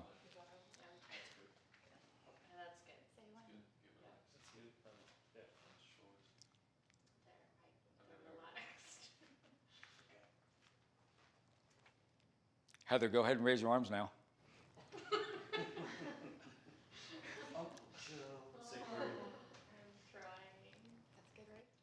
Now, Heather is a CrossFit enthusiast and has been on a world championship team. She has great natural flexibility, but what I would think what I'm seeing here is not quite enough shoulder flexibility. Nope. So we might want to start working on that. Busted. 2019, the year of flexibility. There you go. Yeah. Okay, go ahead and come back out of that. So again, normally we would hold for 2 minutes, take a break. 2 minutes, take a break. Let's see, I'm gonna have Marianne, I want you to come up on the table and lie down for me on your back. So I'm gonna show you if you can't reach full range of motion, what we do is, when you can't get to 120, it's because your biceps are too tight. Bicep is one of those muscles that crosses 2 joints. Maybe you guys can sit down just for a minute while I'm doing a quick demo here. So when you can't get to 120, most likely you're feeling it in the front of the shoulder. And is that the case? So what we would do is we would do trigger point work. And again, we're not focusing on that for the purposes of this video, but eventually we'll get there. We're going to do the hip 86 method, which means that I'm going to go in and press on her bicep tendons, which is here. And maybe I'll do it on this side. Actually, this is her bad shoulder. So, we'll just do it this way. So I'm going to press on this tendon, and I want you to tell me when you get to an 8 in pain. Right there. Okay, and the reason we go to an 8 when we press is because it's one spot. You can take a little bit more, but we don't want to go to a 9 or a 10. When you stretch, we go to a 7. When we press, we go to an 8. I'm going to hold here until it comes down to 6, unless it's more than an hour or so. Stage 4. Now, when it comes down from an 8 to a 6, meaning it's starting to calm down, we're trying to bend the tendon a little bit, push a little inflammation out of there, make it a little bit more pliable. As it comes down to a 6, if it comes down to less than a minute, we call it stage 1. If it takes more than a minute, we call it stage 2. If it takes more than an hour, but we go 2 minutes on, 1 minute off, over and over and over. If it takes more than an hour, that's stage 3. If it takes more than a day, stage 4. If it's any longer than that, don't come back. We can't fix it. Okay,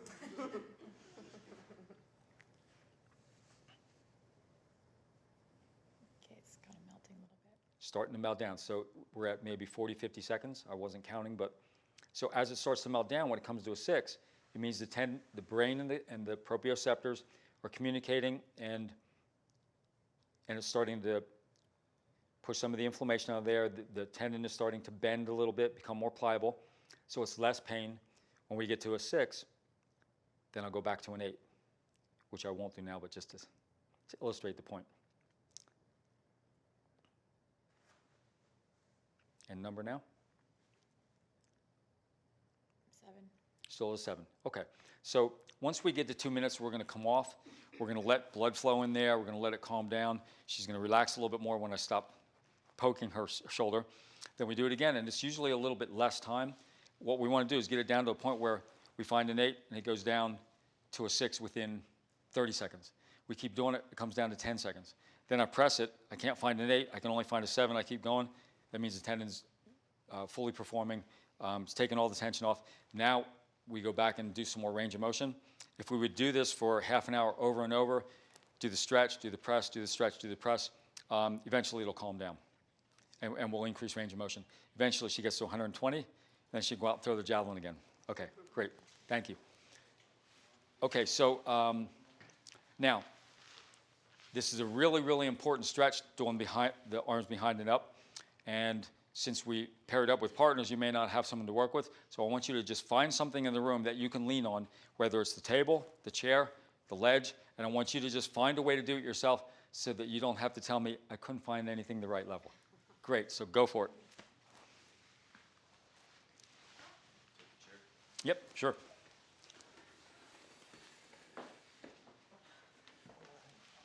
So if you kneel down as opposed to sitting down, if you can sit down, great. That means you can go further. And you'll see a lot of different ranges of motion here. So for Jennifer and Chris, they're at full range. They can do it once per day. They're done. Tom will not be throwing the javelin anytime soon. No.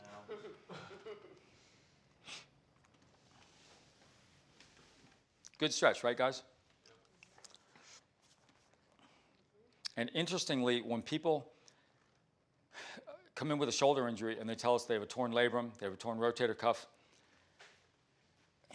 what I say to them is we check the ranges of motion, we check 3, 4 ranges of motion to find what they're when we do the assessment, And if they can't do this range of motion, and they say, well, but I still have a torn rotator cuff, am I going to need surgery? I can't determine whether you need surgery or not. Only you and your doctor can determine that. But what I say to you is, let's get the soft tissue to open up. Let's get the soft tissue to work. Not just massage it, not just increase range of motion a little bit. Let's reach our standard. If we reach our standard, you're perfectly back to neutral, just like when you were young. That's our goal. If you reach our standard and the pain's not there, do you want to get surgery? If you have no pain, full strength, and full range of motion, it's up to you if you want surgery then, but I wouldn't do it just because your doctor says it. I would do it because you need it. But if we get all the ranges of motion and there's no pain left, to me it's a no-brainer. Fantastic, guys. Okay, go ahead and take a break. You can dead zone. And now if you sit on the mat just for a minute, take a minute, and Mimi, we're going to demo the arm across. So the second range of motion, that one was for the front of the shoulder. Now we're going to work the back of the shoulder where a lot of the rotator cuff muscles are. So for this one, she's going to take her right arm across her chest. And the goal of this one, the standard, is to put your fingers on your spine. Now, you'll see some people doing this, and they just can't get there because they can't pull their arm across enough. You should be able to grab all the way to the back of your neck. If not, if you can't get there, then that means some of these muscles are too tight. It could be part of your posterior delt. It could be your infraspinatus coming up from the shoulder blade. Could be your teres. So if she can't reach that range, let's act like you're tighter here. So you're out here and you can't pull across. I'm going to go in and press on these muscles and find the hot spot. If I find a hot spot, I'm going to go to an 8. And you can actually lie in a ball and do this. A little hard to balance, but if you hold your arm across, 6. lie in a ball. We're going to show that on our third video where we actually show how to use props. 6. 6? Okay, so I would go deeper. So she should be able to go further with that. Now, for people who have a tight shoulder and we press on this, we try and get the spots out. If that's too tight, these muscles that attach to the shoulder blade pulls the shoulder blade over, which means that the muscles here now are going to be pulled tight. This one's called the levator scapula that goes up right to the neck, and the rhomboids that come out to the spine. So everybody who has a tight shoulder, we press on this one that goes from the corner of the shoulder blade up, and it's nasty hot, nasty tight. So we're going to find some of you that can't do this one. We're going to come up on the table. We're going to listen to you moan and groan a little bit. And we do this, again, all we're doing is when we do trigger point, we're bending the muscle. We don't go past an 8. We hold it an 8 until you learn to let go, until you learn to relax. So what we're doing when we do the trigger point work and the stretching is we're giving you guys a chance to relax.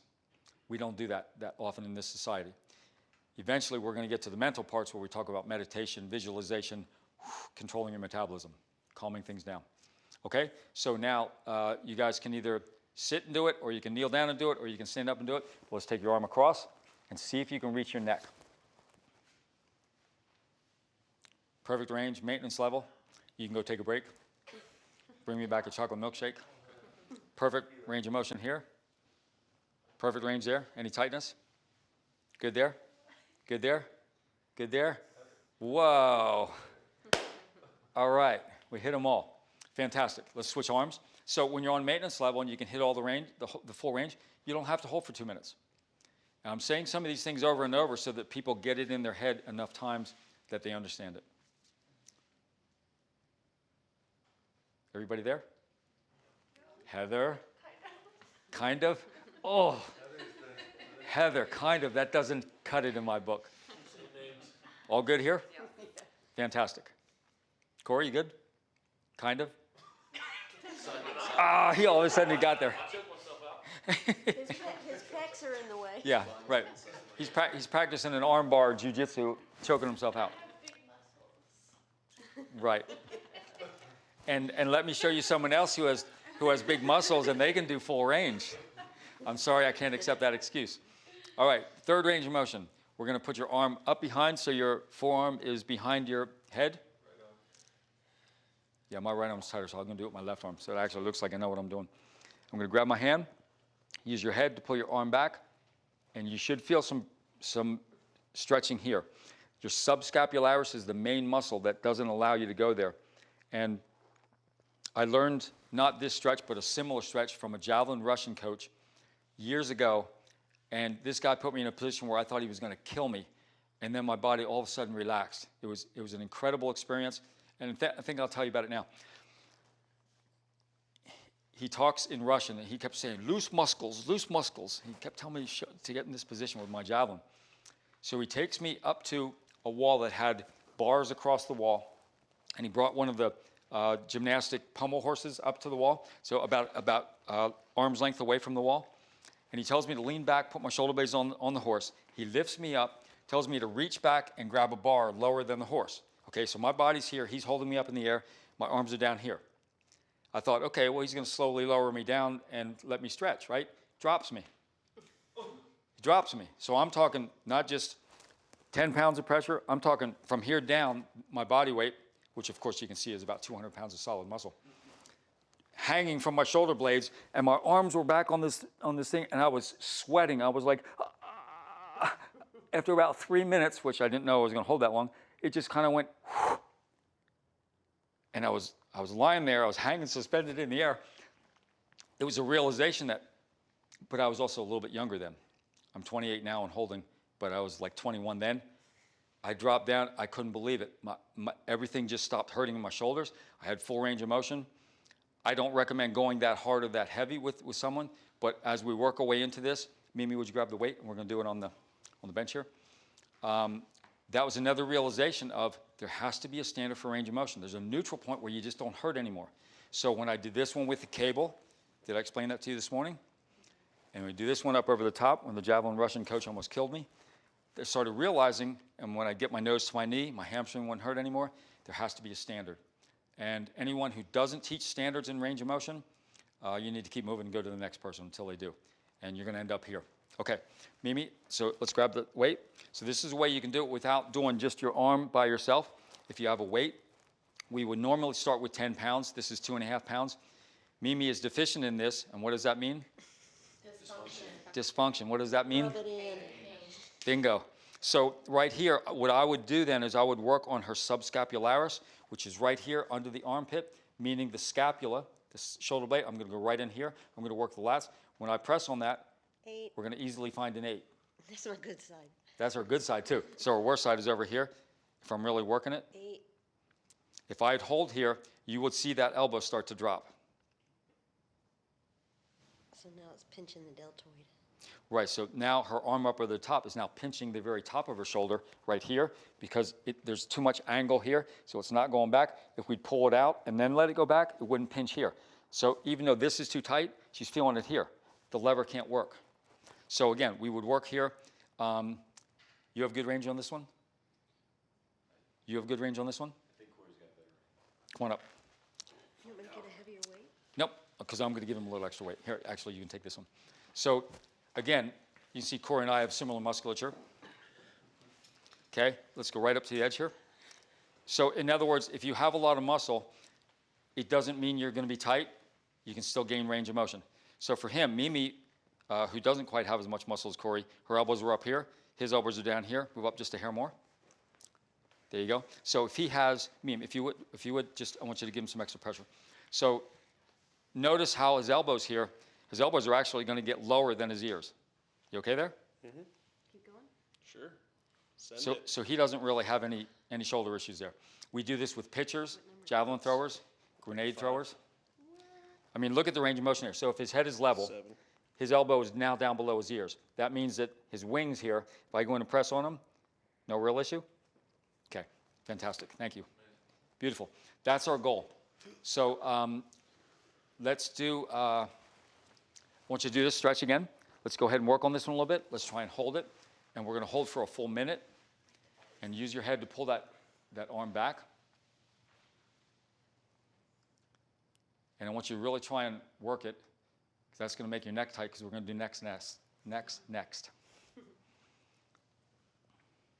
So the better way to do it is if you can do it, we use an incline bench, but not everybody has an incline bench in their home. But we do it so it's just one angle up from level, so that he can actually hang the weight a little bit lower and let it hang back. Or you could go find a Russian javelin coach and let him drop you off of a horse. But we insist that our pitchers, we start with 10 pounds, and I've worked with 16 pitchers. We take our major league pitcher, and we give him 10 pounds. I'm talking, my first guy I ever did was 6'6", 235, major league pitcher, injured, retired, can't throw anymore. 3 different teams tried to rehab him, couldn't rehab him. I check this range of motion. I give him 10 pounds, like Corey just had, and his elbows were 4 inches above his head, and he was shaking in pain with 10 pounds. I said, you should be able to do half your body weight, which is 100 pounds. Math doesn't exactly add up, but he should be able to do 100-pound dumbbells and hang totally freely, like Corey just did. Mimi could have stood in his hands with 100 pounds, and he would have been able to do that. If you can't do that, you shouldn't be pitching. The reason pitchers get injured, and for any of you who are watching this video, if you're in baseball or know any major league pitchers, if you can't do that range of motion, I'll meet you at the hospital. That's where you're going to end up. Surgery. Way too many surgeries in baseball. That's one of the ranges of motion. The other one, most of the pitchers cannot go past 30, 60 degrees. I take them to 120, they're back throwing again. We've actually gotten guys back doing multi-million-dollar contracts after 3 teams, with all the professionals they have available, can't reach that range of motion. We get them to reach the range of motion, then we get them strong through the range. So instead of them pulling the ball from here, they pull it from here. They extend instead of here, out to here. They're pulling the ball 8 more inches of pull. They can throw it faster. We've taken guys in their mid-30s who are retired and have them throw faster than they did in college. I hope you pitchers are listening to this. This is serious biz. Okay, so you get the hang of this one. Great range. I saw you squinting your face a little bit there. A little dead zone on that? Okay. All right, so we know we need some work to do. All right, Mimi, we're now going to demonstrate the neck. Actually, I'm sorry, we're going to go to the forearms. There's 2 positions for the forearms. One is if you just go like this, and you pull your arms behind you with your fists clenched, you're going to feel tightness in that forearm if you have some muscle lock in that forearm. If you can do the one where we put it together, arms behind and up, you're going to still take care of that, but we isolate that forearm just by doing this. It's called the brachioradialis muscle. So if you can do this one, you don't have to do the forearm one. You can go all the way up here to 120. This will open up. And interestingly, when we get up to the higher angles here, some guys don't feel it in the shoulders. They just feel it in the elbows because this is just too tight. And it literally grips the whole elbow, and you feel the pain in the back of the elbow because the joint isn't opening all the way. So when this lever doesn't let go, it just starts crushing the hinge. We've had guys come in with sore elbows from doing this stretch. They go to physical therapy. The therapists are doing ultrasound and stuff on the elbow. It has nothing to do with the elbow. We release this, and it opens up. I have to tell you one story. Retired SEAL that we've been able to work with was in Vietnam, had part of his hip and part of his elbow blown off with a grenade. They did surgery, did a fantastic job of surgery, got him out of pain. His hip is fine, although missing some bone. Elbow surgery, big scar, about 8 inches long. Never straightened his arm out further than this for 40 years. 40 years. We press on this muscle for an hour and a half the first day.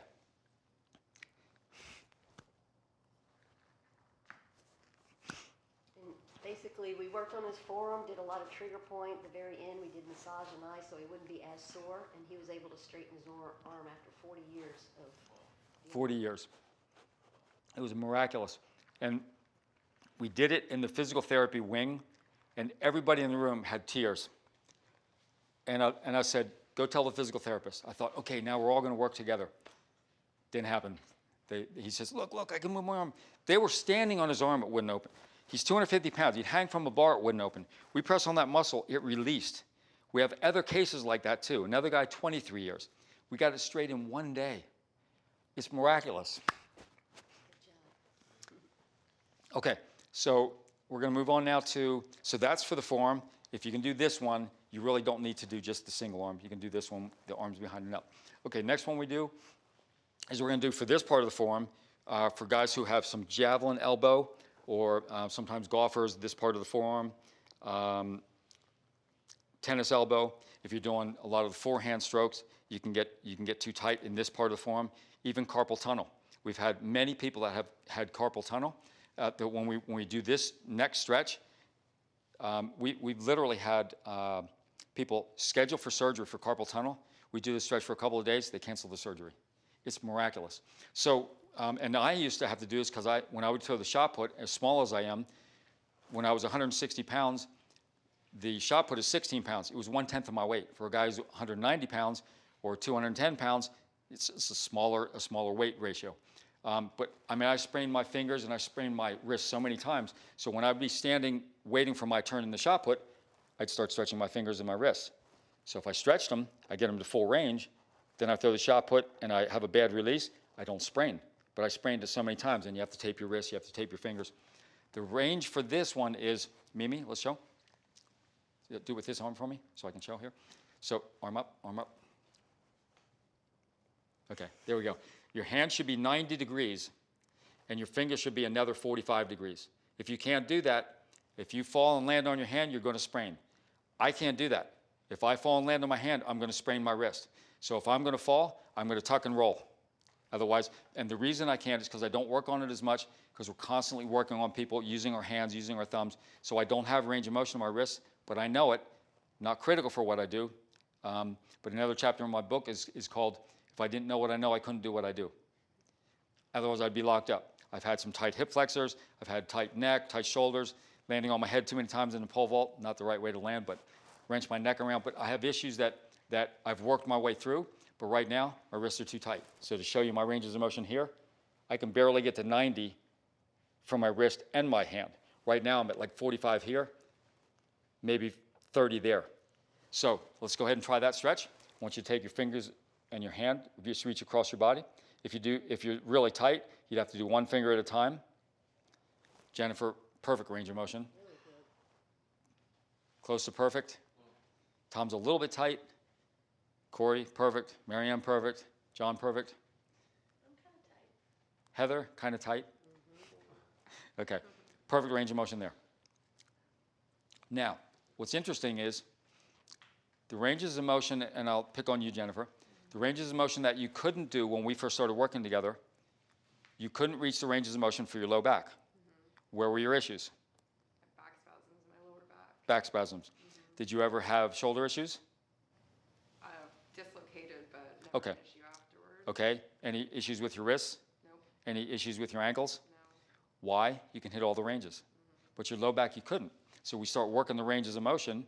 Did you reach those ranges of motion eventually? Yeah, absolutely. And has that gotten your low back spasms under control? Yeah, stop spasming. Fantastic. Finally. Fantastic. And again, sometimes I'll have people come in as often as we need to, but also there's a cost involved. So I try to have people accept the responsibility of doing the homework so they don't have to come see me as much, although I'm happy to see the people, but we want you to take it, and then some people don't come back because I don't insist on them coming back. But if they take the responsibility and do the stretching, they don't need to come back. So they do fantastically well. And that's what we're trying to do now over the phone with appointments, trying to provide people education with the seminars, the video seminars. Okay, so that finishes the forearms. You know what to do for that one. Now we're going to go to the neck. We have 3 for the neck. Mimi, we're going to do, let's do the neck side hang first, and then you're going to imitate this while you're on the floor. Now on the floor, you're going to be a little bit limited, but if you'd lay on your side for me, please. So for this one, literally, your head should just hang down freely and have no tension there. She's at least, 30 degrees hanging down. Some people, raise your head up. Some people are going to be here. We could stand on their head. It's not going down. Not a good thing. We want it to be able to hang 30 degrees. If it doesn't, then this is just too tight. And this will actually give you migraine headaches. We're going to get into migraines in a minute. So no problem there, Mimi? Okay. Tight, but not bad. Okay, but good on the other side too? All right, so to save time, we don't have to demo the other side. Let's all try this one. And if you do it on the floor, make sure your shoulder is directly, not scrunched up here. Make sure your shoulder is directly under your other shoulder and let your head hang. Now the floor is going to be in the way, so you won't get as much range of motion. So what we would do for that is we put pillows under your shoulder so that your head can hang down. Or you can do it on your bed, or you can do it on a couch, somewhere where your head can hang. So we can't quite get to 30 degrees when you're doing it on the floor, so that's why we put pillows underneath to raise up your body. Anybody feel some neck issues there? No. Pretty good? Okay, great. Let's try the other side. And again, we're a little bit restricted with the floor, so we put pillows, but to save time, we're not going to give everyone pillows today, because you might fall asleep and get too comfortable.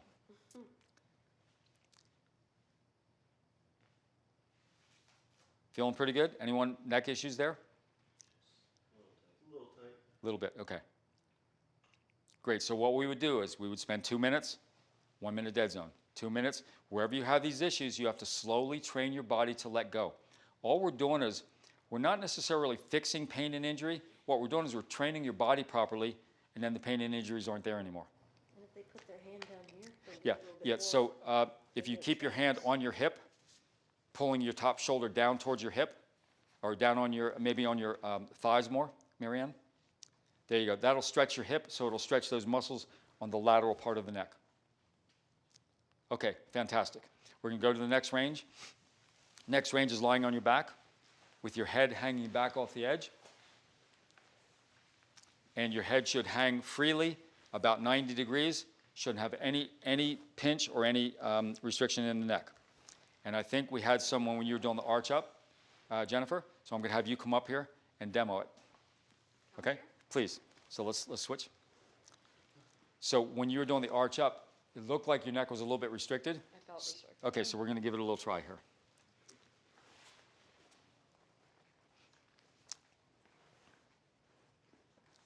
Okay, that range looks perfect. Does that bother you at all? Not at all. And maybe because you were doing the arch up, it started opening up. If we had done more of those, it would be even better. But let's go flip over to your stomach now. I want you to do an arch up, now that we know that that range is pretty comfortable. If you remember how to do. And look all the way up to the ceiling. That's perfect range of motion right there, looking straight up at the ceiling. Does your neck bother you? This morning it did. It did. But you did some stretching and you turned out well. Okay, fantastic, great. Thank you. So that range of motion, when we do, if you want, you can do it on the floor. Better to do on a bed or whatever. If you lean on your elbows and let your head hang back, maybe if you demo it. And you'll see here that most people have pretty good range in this.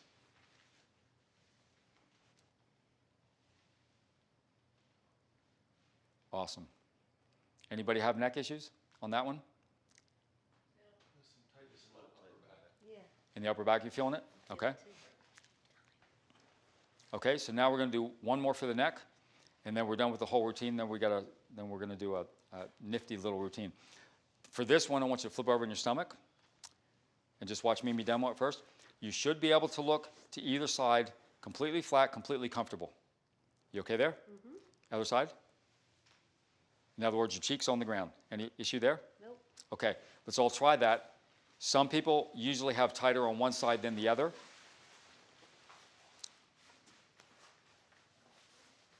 Go ahead, you can come up. Any issue on one side? Go ahead and switch on the other side. I feel it more on this side. You do? And I feel Okay. nothing on this side. You're looking to the right is tighter. Okay. You feel it in the trap? Okay.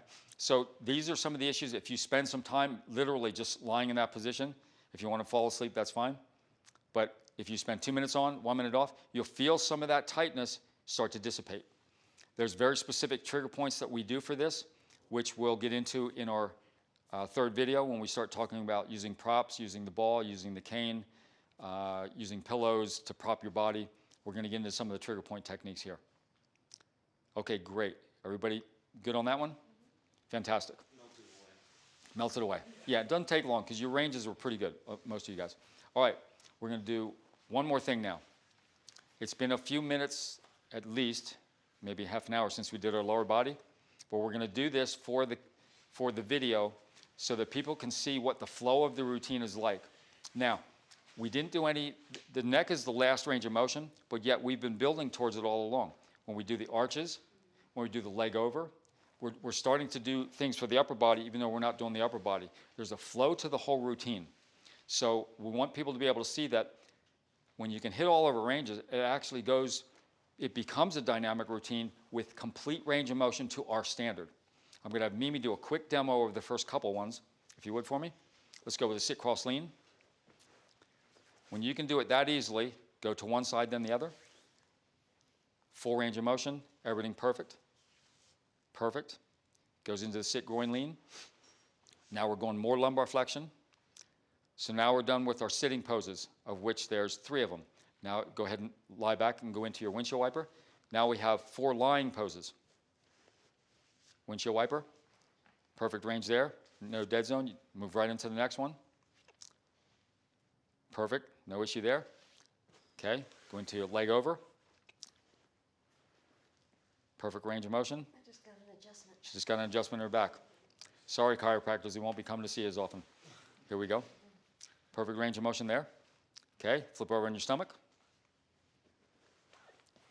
This is our fourth lying down pose. Good there? Okay, let's go right into your quad stretch now. Again, you'll see a flow, how this whole routine comes together. I have to sneak up on my arches. Yeah, because we didn't start with calves, but we normally would. Good. No problem? Okay, so we've started the hip flexor with the arch and now the quad stretch. Now let's reinforce it with the front lunge, starting with the right leg. Right leg forward. Great. Let's go into your side and groin lunge. Side lunge. Groin lunge. Switch legs. Front lunge. Side lunge. Groin lunge. Frog squat lean. Boom, right into a hamstring. You can do it right on the table there. Hamstring nose to your knee. Not quite. Legs apart, hamstrings. Great. Awesome, side bend. Up here? Yep. Can everyone see the flow to the routine? She just did the whole routine in what? 2 minutes? Okay, now you guys, I want you to do the whole routine, hitting every range in 2 minutes. That's the goal. Good luck. I'll be back in a couple of hours. All right, let's start with sit cross lean. Let's go to the range that you can go to. But again, you see how the static stretching becomes dynamic, but yet you're hitting the standards.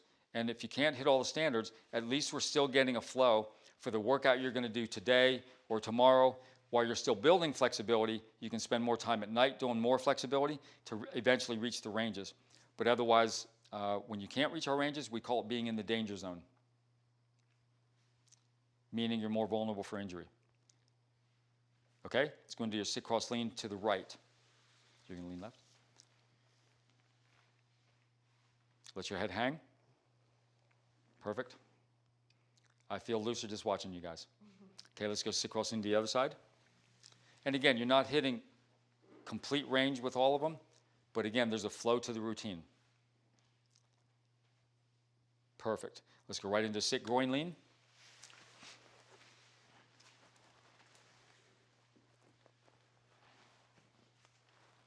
Awesome. Fantastic. Go ahead and lie back. We'll go into the windshield wiper.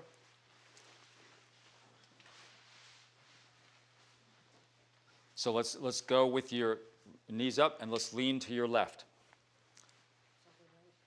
That's fine. Now, little trick for this one is just real quickly. If your foot is on your knee, you have a certain amount of leverage. If you put your foot up even higher, you have more leverage to pull down. There you go. Awesome. That's the windshield wiper to the left. Let's go back up to the center. Grab your heels. Switch. Let's go to your right. Bottom leg on top. Fantastic. Okay, legs down. Relax. Now let's go with your right leg up to the leg over. So legs down first. There you go. Right leg up. Pull across.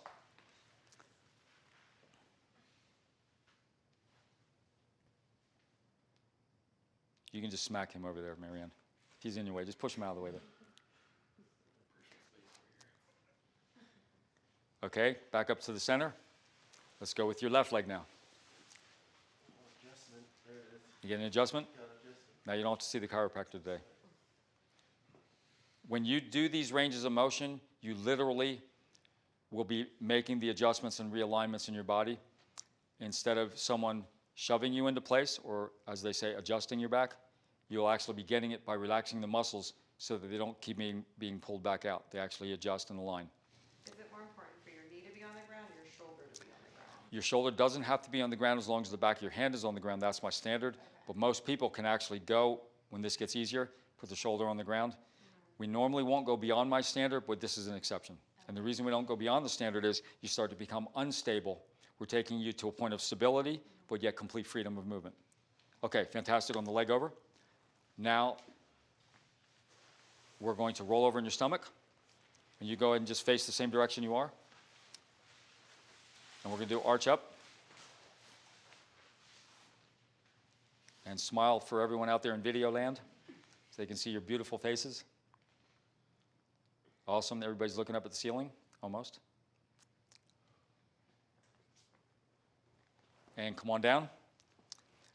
Now just go ahead and scoot your knees all the way through and go back into your quad stretch. There you go, perfect. Now quad stretch, Marianne, there you go. Just go to where you're comfortable, don't force it, don't overdo it.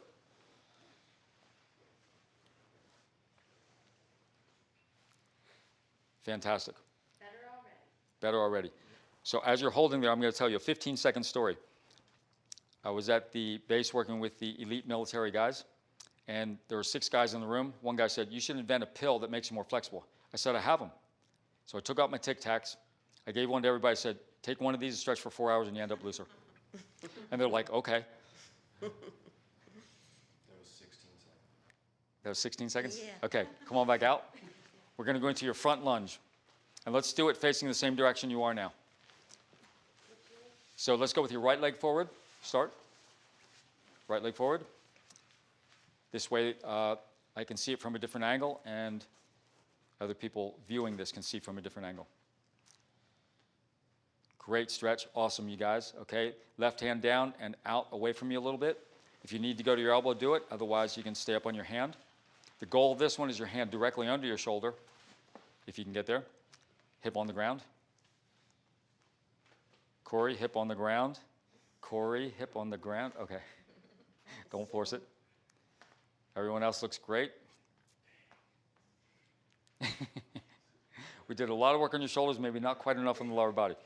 All right, go back to your front lunge and pivot around to the groin lunge. So we're stretching out left leg out. There we go. This is a tough stretch. This is hard work. And your toes should be pointing straight ahead instead of up. And for some of you, Heather, who can't do this, it means that your groin is too tight. Yeah, feels tight. Fantastic. Okay, let's go back to your neutral position, switch legs, your front lunge. I'm working you guys here. You guys are doing great. So left leg forward.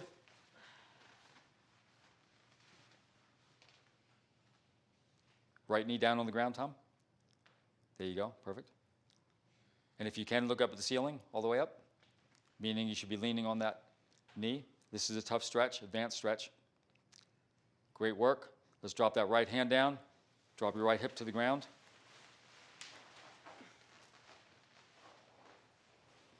I feel much looser just watching you guys. Osmosis. Stretchmosis. Okay, let's go back to your front lunge and pivot around towards the windows.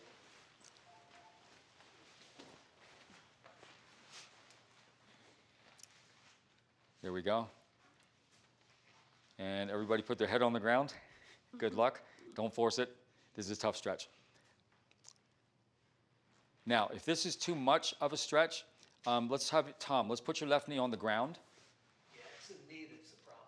Yeah, so a little bit of issue with the knee. So this way you can still stretch the groin, but yet take some of the pressure off so you can get a little bit lower. Fantastic. Okay, back to your front lunge. Oh, I'm sorry. From there, bring that right leg in. So you're going to go into your frog squat lean. Again, there's a flow to this. So what we're teaching you is the steps to the dance, but everything in between is part of the dance. So when you dance, you don't just do one position, then another, then another. We flow from one to the next, to the next, to the next. And eventually, as you saw, as easily as Mimi can do it, she flowed through the whole thing. Perfect for the frog squat lean, although a little bit deficient. And if you're deficient, what does that mean? And what does that mean? You guys are awesome. Okay, let's straighten right up into your hamstring stretch. Yeah, sure. Actually, go ahead down on the ground. And again, if for people who can't get their hands to the ground, I suggest doing it leaning on something. Put your elbows on your bed or a couch or something. And as you hold there, you can relax the hamstrings. Otherwise, you're holding your body weight up in the air with your hamstrings. And again, when we get to this level of the hamstrings, it's not critical unless you're going to be sprinting. So if you're not sprinting, or in a sport where you need to sprint with full power, then this one, if you can at least do some of it, you've already done the lumbar flexion, a little bit of hamstring flexibility would be great if you can put your hands on the floor, even your fingers. Fantastic. Now instead of doing, go ahead and come up, instead of doing the hamstring stretch with your legs apart, we're going to do, let's just go right into your side bend so you can face this direction.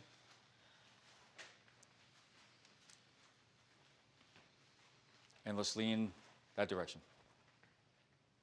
Fantastic. So again, I think it's important that everyone has a little bit different range of motion here, and it's important for people to see that it's work to get there. You may start with a deficient range, but you just keep working your way until you get there. When you do, things just don't hurt anymore. Then you lose all the labels like arthritis, bursitis, tendonitis, et cetera, degenerative disc, plantar fasciitis, migraine headaches. Okay, come on back up. Let's go to the other side again.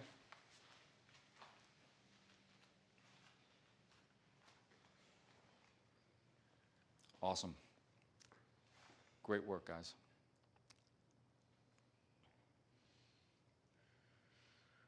Fantastic. Come on back up. Do your dead zone. I'm going to do a demo for migraine headaches, very specific.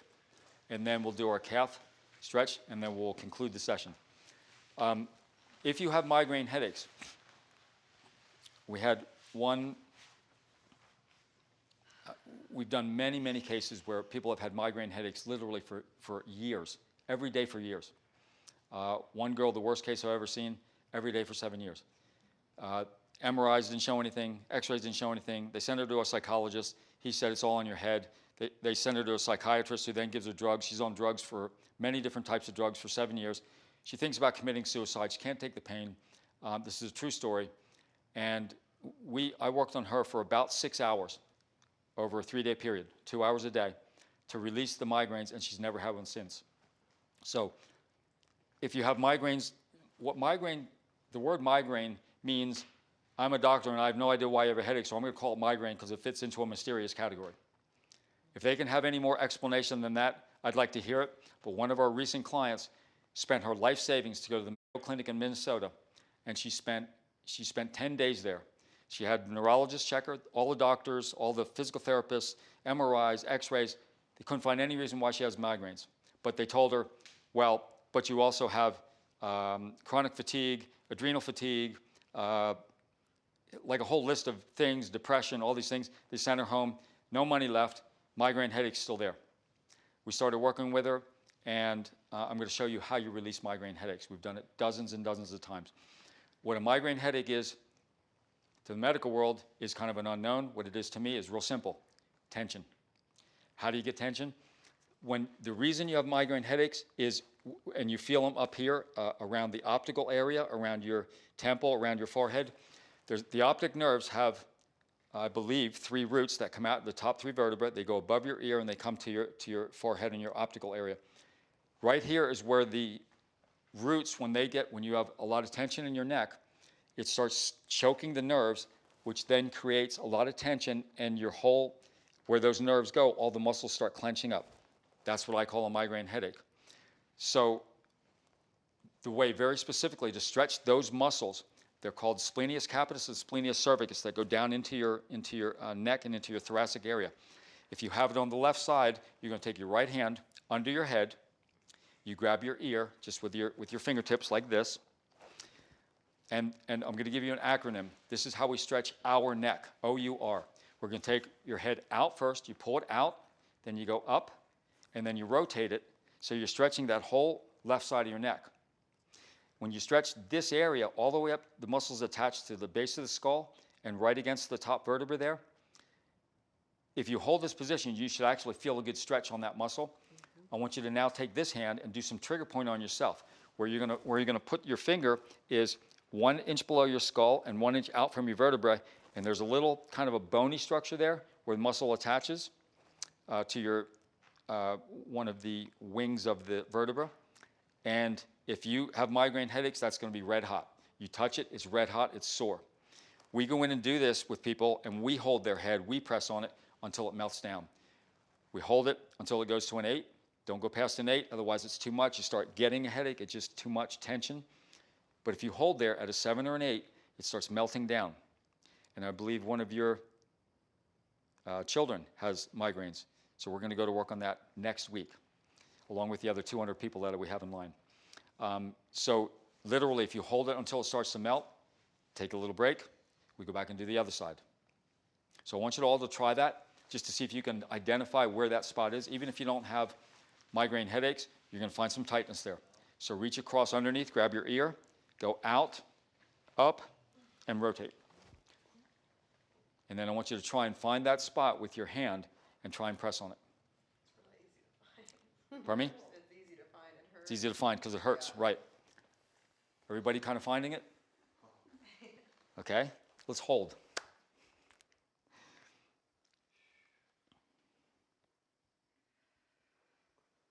Breathe, relax.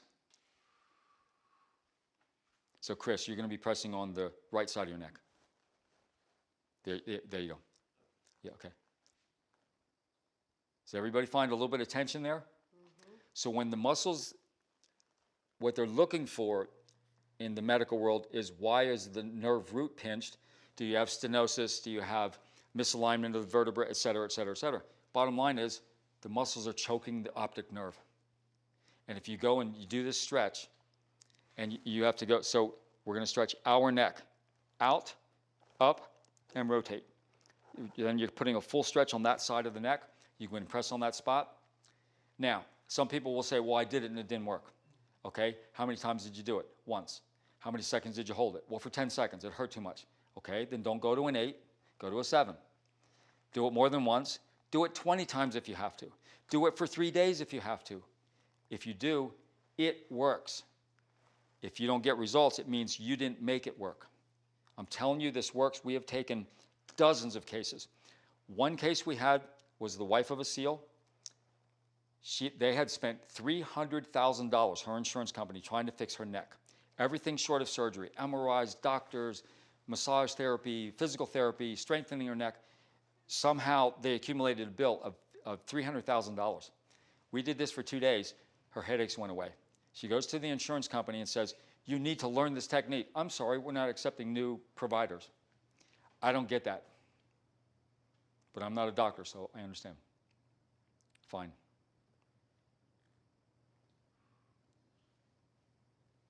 All right, how are we doing? Effective, right? Wow. Yeah, my headache went away. Your headache went away? You had a headache coming in? Really? Oh my God, it's For real? mild, for real. For real? Can everybody else feel where that spot is? And did you get some tension release? Absolutely. And we did it, what, once? Mm-hmm. What if you do it 5 times? What if you do it 3 days in a row? All right. Fantastic day today. Questions? Can I ask you a question? Yes, sir. What role does breath and breathing play in Okay. when we're going deep, when we're doing the flow? Yeah. Great question. We don't talk about breathing, some of the other details, only because there's so much stuff to talk about, but you usually find your way, when you're doing your dead zone, you usually find your way to relax and breathe. So if and ultimately we'll do a video on the meditation, the mental aspects, the breathing, learning how to control your metabolism. It's all part of what we teach in advanced training methods, not just stretching. What we're doing today is a stretching clinic, but it leads into, we're going to eventually be doing stuff on nutrition, stuff on what we call PhD mental, which is positive habit development. And it's all part of learning how to control your metabolism. People who literally have difficult, supposedly terminal diseases, we teach them how to control their metabolism, meaning slow things down like meditation, along with the nutrition, along with releasing tension all over the body, and the immune system knows what to do for your body. When you understand all the parts, and we actually call this, We call this the fountain of youth. The fountain of youth is very real. It's not in some water you drink from some spring in Florida. The fountain of youth is 60% being able to move so you don't hurt. If you can do all of our ranges, you just don't hurt. You don't have arthritis. You don't have degenerated discs. There's a thing called gravity in the plant, so we all degenerate, but when you stretch them back out, we have people that have x-rays with larger discs than when they started the program. Now, how is that possible? Because we did flexibility work. So when you can move and hit our ranges, it's 60% of the fountain of youth. The other 20% is nutrition. The other 20% is learning how to control your metabolism. How do you do that? Through deep breathing, meditation. So John, that's a longer answer than probably you wanted to hear, but bottom line is, find your way to breathe, find your way to calm until we can teach you the way we do it, which we believe is the most efficient way. Other questions for today? All right, you guys are awesome. Thank you for coming. Mimi?